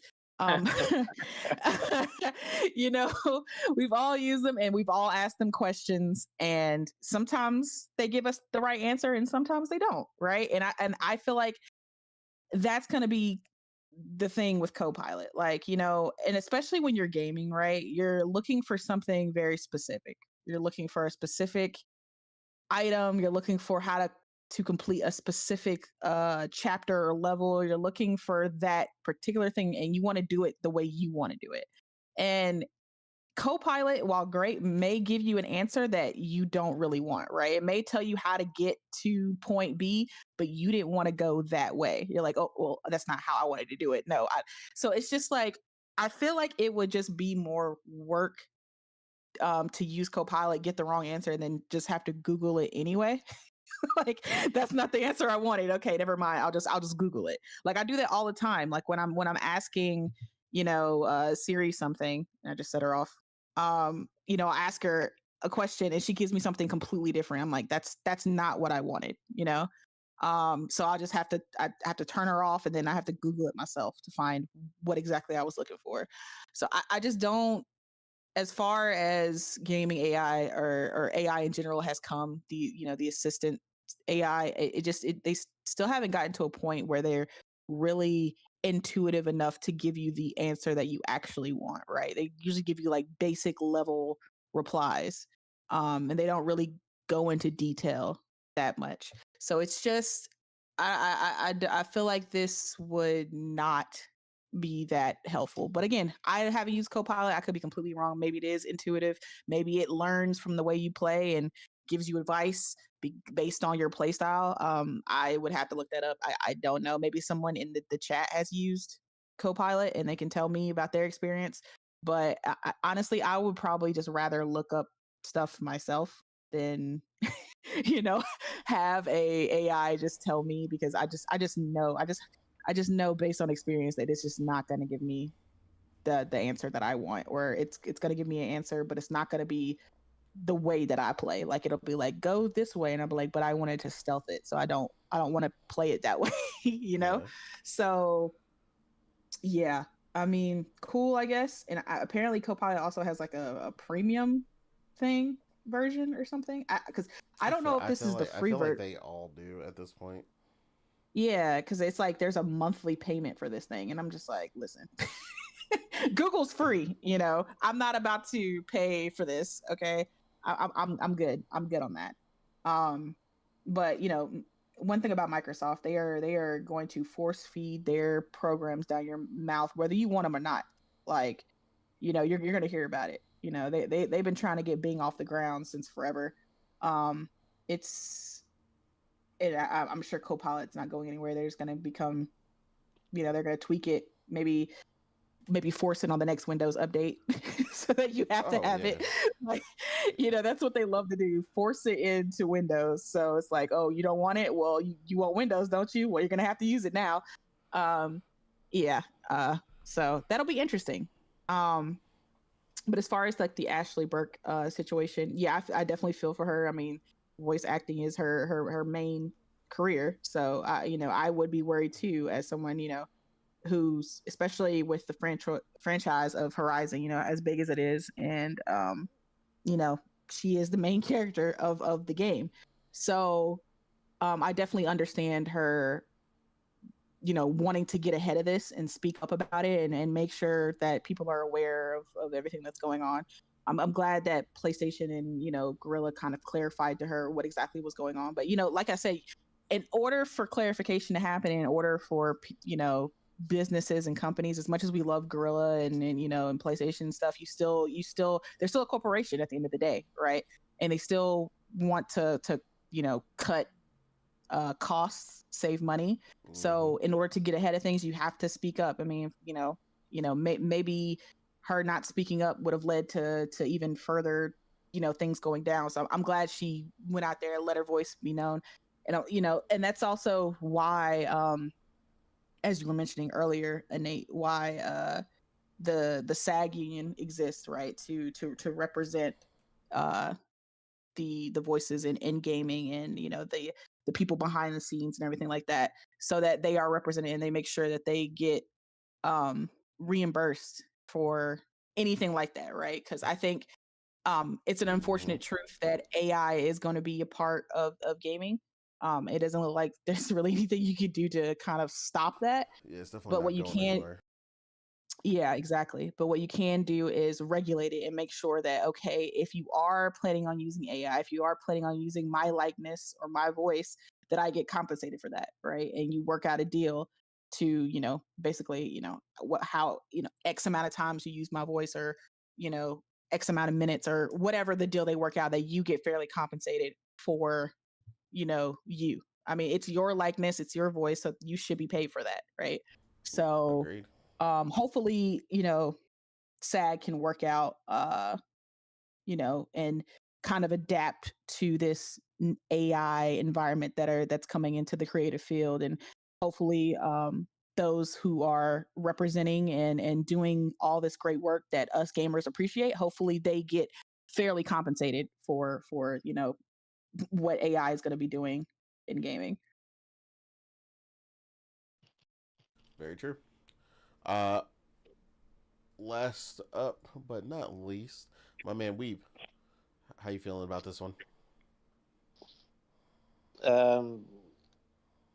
Yeah, I mean, we all knew this was coming, but it's of course it's shit, Yeah. especially with the voice actors, and I mean that's why they were on strike, but they didn't really Mm-hmm. get, I think, the deal they wanted, Yeah, it's and they definitely really still need ongoing. to, yeah, they really need to secure those rights, because yeah, just gonna they're gonna just take your voice, and then they're just gonna use it for as long as they want, and you're not gonna see a single cent on that, because you're gonna sign it away. That's what they want to do. And I mean, look, yeah, I mean that's capitalism for you. Trying to make squeeze as much profit as you can out of it. Um, and fuck the art, because I mean, you eventually will know, it's as good as AI can be.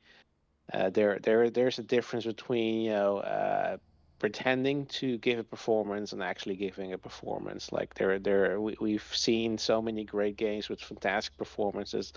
Like, imagine like The Last of Us being done with AI. Like, it would be so God. fucking cringe. Yeah. I mean, there are certainly games with really cheesy dialogues where you probably wouldn't notice, or sort of phoned in performances. But I mean, with this, like the thing is, like, what it could potentially be used is for low budget games, indie games where they don't have the money to hire, always hire voice acting. But yeah, we all know who's gonna really use it. Like, the who's really keen on using it. It's the big publishers, the big studios. They wanna Mm-hmm. do whatever they can, to save costs. And they've always been squeezing those voice actors, and now they're gonna just try to totally cut them out altogether, and that's crazy. Yeah. So yeah, I hope this gets the attention it needs, that the awareness it needs, and they're gonna take action, and make sure to uh, get a good deal where this is prevented from taking place. Yeah, and co-piloting. I mean, yeah, we know Microsoft is doubling down on AI, even though we've seen recently that it's basically the it's a scam, right? The entire AI business, like, not the technology, but just the entire. I mean, technology is generally also, I suppose, a scam, because it's based on other people's intellectual property, and they're basically using it, to scam you. But in the end, it's a bubble, right? They're spending hundreds of millions of dollars, or maybe even billions of dollars into this technology, and then we see China hopping along, and they say, yeah, we made one as well, and it's, even despite the fact that you put restrictions on us, and it works better than yours, and it's cheap, and it's Mm-hmm. open source. So yeah, I do hope that sort of puts a bit of a wrinkle in an entire, I guess, Ponzi scheme. It's sort of, I call it Ponzi scheme because it's basically is a kind of scheme where these massive tech corporations are trying to convince you to spend billions of dollars, invest billions of dollars in that technology, and hopefully get a lot of tax money, basically, from government subsidies, and of course, who gets to pay out? Stockholders, which probably will be a lot of politicians as well. So it's always about making sure that those in power get their paycheck. It's not really about we really need this like that. That's kind of the thing. Like genius out the bottle. You said that like it's not gonna Mm-hmm. disappear. Um, but I do hope that we're gonna get some sense back into that. We're gonna use it, for something useful because there are, of course, are useful applications for There AI. There are definitely. definitely I've seen plenty of examples of that, like where it can help save lives, right? Like Mm-hmm. make things easier. But I mean, this like we should get it out of art because there's a reason it's called art, and it's because it's made by people who put a piece of their soul into that, and it's not made by the algorithm. Yeah. AI doesn't So actually yeah, create. It's just an amalgamation of yeah. all the things we've already created. Yeah, it just regurgitates it as yeah, it's great. You eat some fantastic prepared meal from a 5-star chef, and then you just puke it out. Yeah, yeah, this is art. Yeah, Mm-hmm. fuck off. Yeah, I mean that. Yeah, I'm I'm I'm very skeptical about this entire endeavor to incorporate AI in gaming. I mean, I'd say the best we can hope for is that they just use that as a tool, as a way of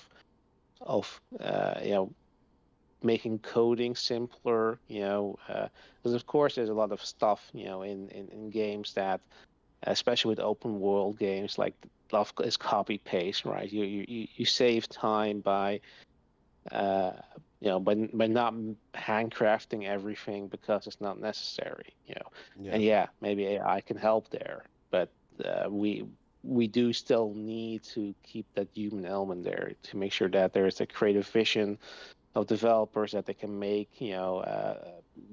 something they're proud of, something they put something of themselves into that. Because yeah, if we're only going to get games developed by AI, which currently is just not possible because you see in these games they're all the same, or they're all and at some point they will run into some bullshit.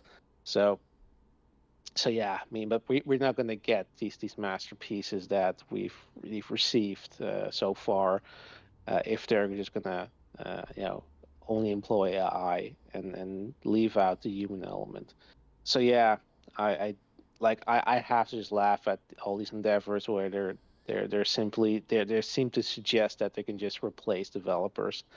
um, I don't see that happening anytime soon. At least they're not gonna get any much success with that. So I just hope that there's someone come down from their high horse and just realize, yeah, sure, it's a nice tool. Let's use it appropriately.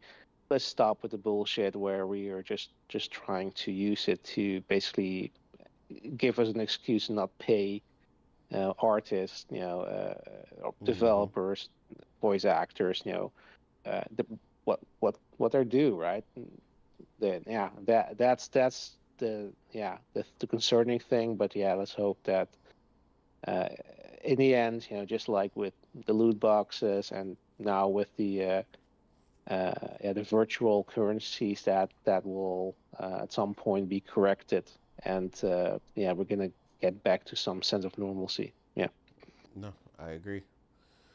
Yeah. Hmm. I mean, there's like I said, there's lots of cool stuff that I've definitely seen it do. I know. Um, I mean, we talk about things that remasters having to depend on studios to do it. I know.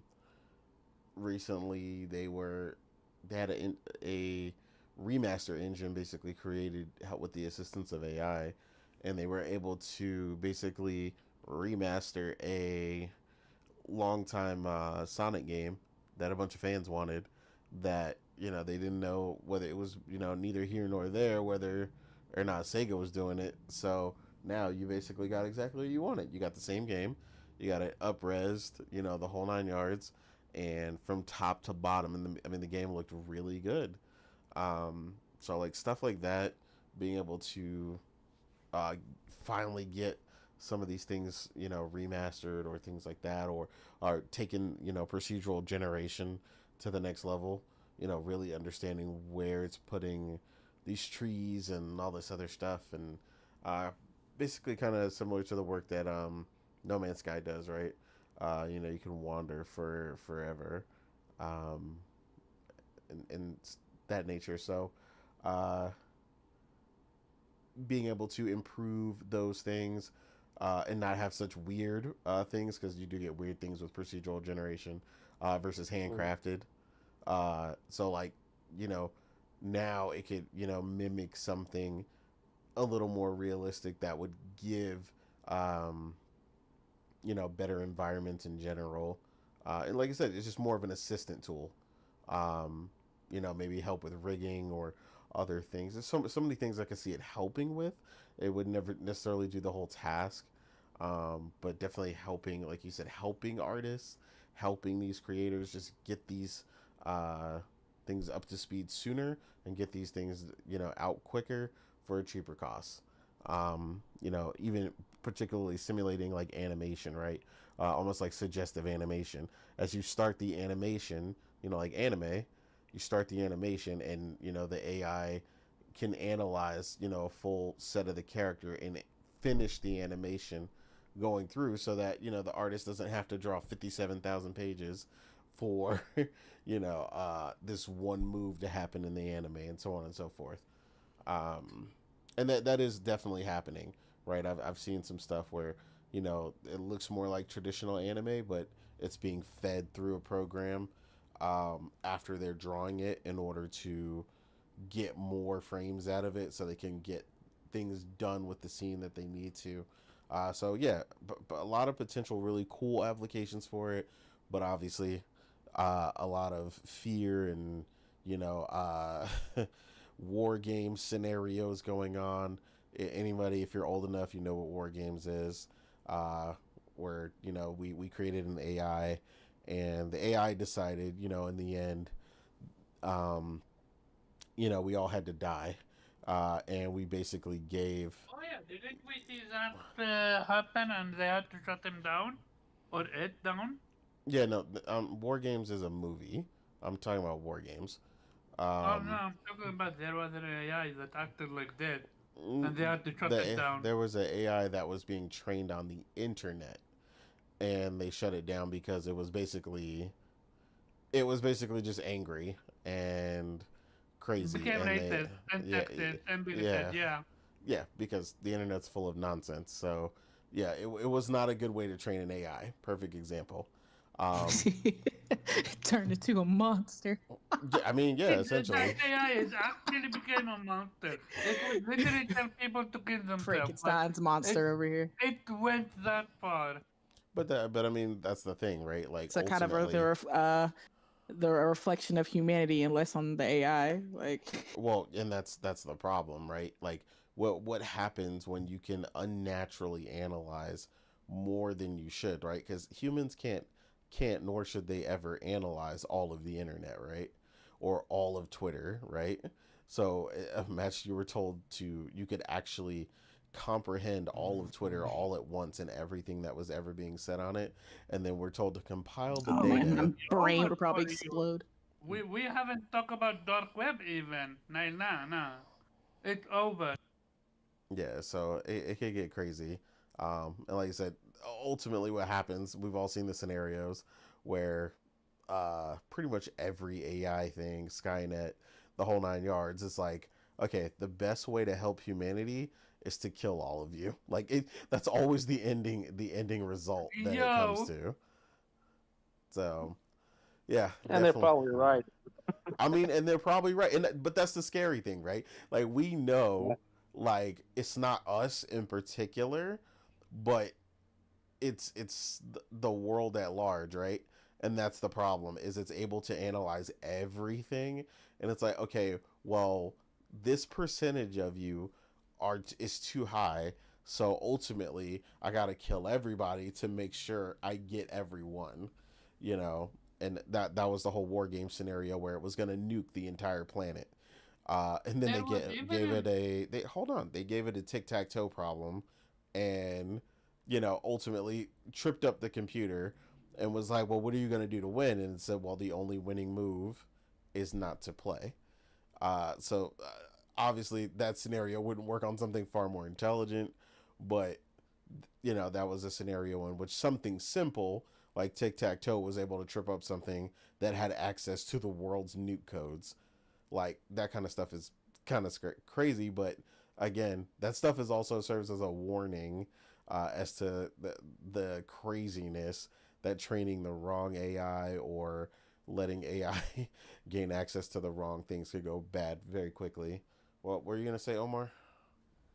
Yeah, no, I just wanted to say there's literally also an AI that convicted a lover to commit suicide. Like AI can be scary as fuck. Yeah, definitely. But yeah, I mean that's pretty much it for us. I mean it wasn't too crazy. Um, No, just 2 hours. Congratulations. yep, yeah, for once. Uh, so we got through everything we really wanted to. So we're gonna get ready to call it here. But I did want to give a congratulations to the Sandfall team for going gold. Expedition 33 is locked in. Yeah. Yeah, I was Yeah, gonna say that, Yeah. but yeah. yeah. Shut So But you up, didn't. Omar. No. I also wanna give congratulations to the studio behind South of Midnight. They went gold as well. So yeah, two well, games. Super excited for both of them. 2 games. Yeah, Back to back. I'm interested in South of Midnight, and I definitely plan to give it a try. But Expedition 33 is It's your definitely baby. I know. yeah, that is my height of interest right now. Yeah. Yeah. And what that team has accomplished and achieved, and everything that they've shown. So I can't wait to get my hands on that. Mm-hmm. It's They've shown so much looking that it's really at the good. point where That I'm like, day, don't show anymore. Yeah, I'm don't good. show nothing I'm else. good. Don't show nothing that else. I'm good. that day one. That literally day one. Like, yeah, no. Yeah, I mean, I've That's already different, guys. This is the different day one. This is this literally is day one. Okay. Yeah, no. Yeah. literally I will day one. explain it off air. But yeah, no. That day one. But yeah, I mean, like you said, I already pre-ordered my Steelbook edition. Yeah, the Uh, Luminaire edition. Let's go. yeah, that Lumiere edition is definitely gonna be mine. I pre-ordered that, months ago, last year, in Hmm. fact. So GameStop better not play with me. I'm coming to pick that Exactly. up. Because when I show up, Mm-hmm. But yeah, that game is looking phenomenal. A ton of other games coming out. Obviously, Death Stranding. They haven't gone gold just yet, but obviously we saw the recent stuff with that, and that's looking really good. You've still got Doom coming up. Honestly, man, there's just so much. There's so much that released just this month alone, and so much that's coming just in what we know, and then we don't even know really much about the latter half of the year besides Borderlands 4 so far. So hopefully we get a new GTA 6 trailer soon. Um, but yeah, man, there's just been so much stuff to look forward to, and hopefully we also get to see Dragon Quest 12 soon. Like, there's a lot of stuff Yep. in the wings that hasn't really been shown that we know is definitely in development, but we haven't gotten to see it. So a lot to look forward to. But yeah, right now, more than anything, and the thing that's got a lot of these shows going crazy is that more than news, there's just gaming to be done because there's just so much Absolutely. releasing. What's And the point of yeah, news if you don't game? yeah. I mean, ultimately, that's the point, right? The end goal is to for us to get these great games and actually play them. So shout out to the audience. You know, what I'm saying, everybody who came through, because I know all y'all game like we do. We talk about it all the time. Get to see everybody on the timeline or in the Discord. Posting screenshots and y'all excitement for each thing. Uh, Not being frauds like some of these podcasts out here who are essentially just having podcasts to pay the bills, and they're not really gamers like that. Maybe they were once upon a time, but not anymore. Nah, Um, they all sold out, eh? It's all well, about hate on a game, pretend to be hype only when the games actually come out. Oh, I'm not interested. And start drama. They don't game. Yeah, Like you can see when they put the game, have it run, they don't touch, and you ask them, why don't you have a trophy but you have 10 hours in the game? They would, they have nothing to say. facts. They say stop doxing me. Yeah, we'll see. But we're gonna go ahead and get up out of here. So we let the people know where they can find you, sir. The high seas being a pirate. Hey, I don't blame you. That game's looking good. I ain't got the time to get Yep. around to it yet, but I will. It looks Yeah, how real many good. hours are you in so far? We Well, it's not that bad. It's like 45 hours, I think. okay. Yeah, but Respectable seeing how you react to the fanatic. yeah. But you nagged me for playing Split Fiction with you, so I had to take a break. That's fair. Yeah. But yeah, you can find me on Twitter, Sweep Sheriff at uh, Infinite Rhizome, and yeah, same for Blue Sky, and of course, Other Nation. Otter Nation. Otter Nation. Morgan, where can the people find you, ma'am? Yeah, you can find me on PSN, trying to balance these two big ass open world RPG games. Um, hopefully completing one of them. But I'm definitely jumping back in on Assassin's Creed. It's definitely got me hooked. But yeah, you can also find me on Twitter at Chill Bandit, tweeting about Assassin's Creed. So if that pisses you off, you're gonna hate me. But yeah, thank you guys for coming through. See you next week, Otter Nation. Otter Nation.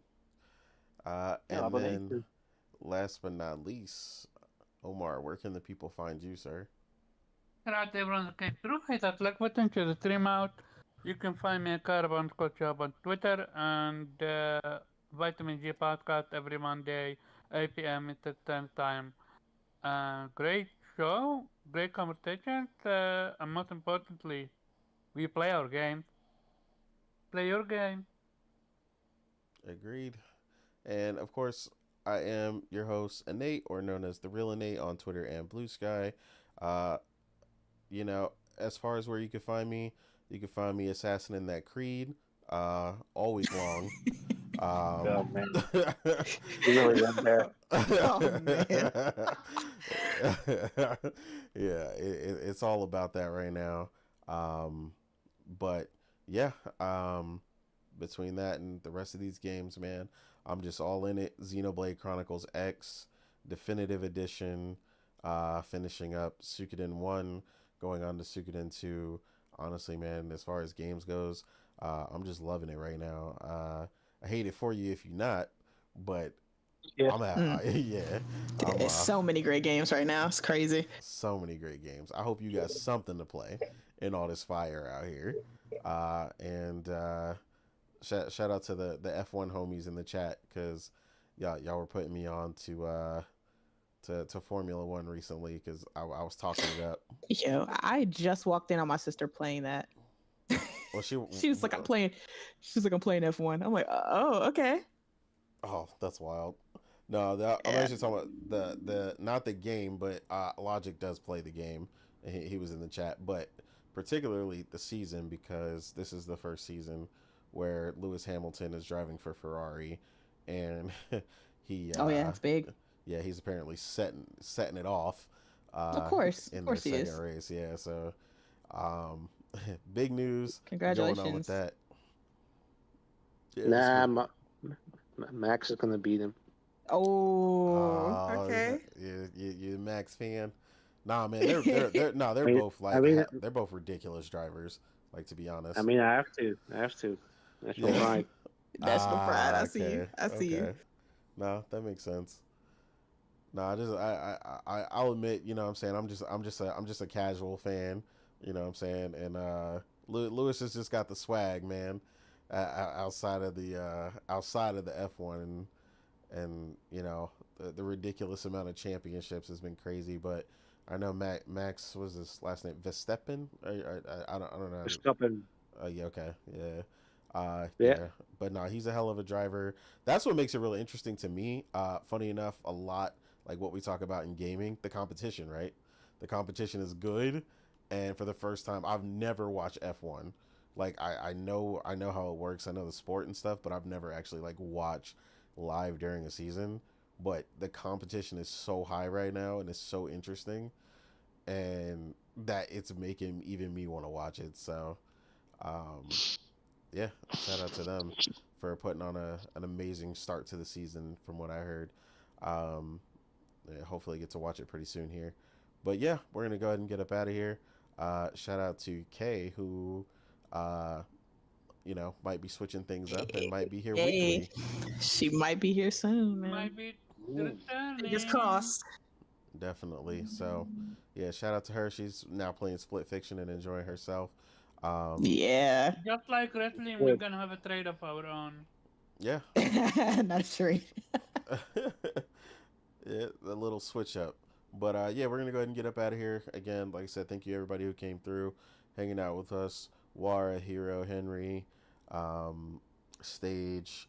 I wasn't looking at chat and Logic. I think that was mostly everybody came through, at least that I saw in the chat. But if I forgot you, I didn't forget about you. But yeah, we're up out of here. Otter Nation. Our nation. Otter Nation.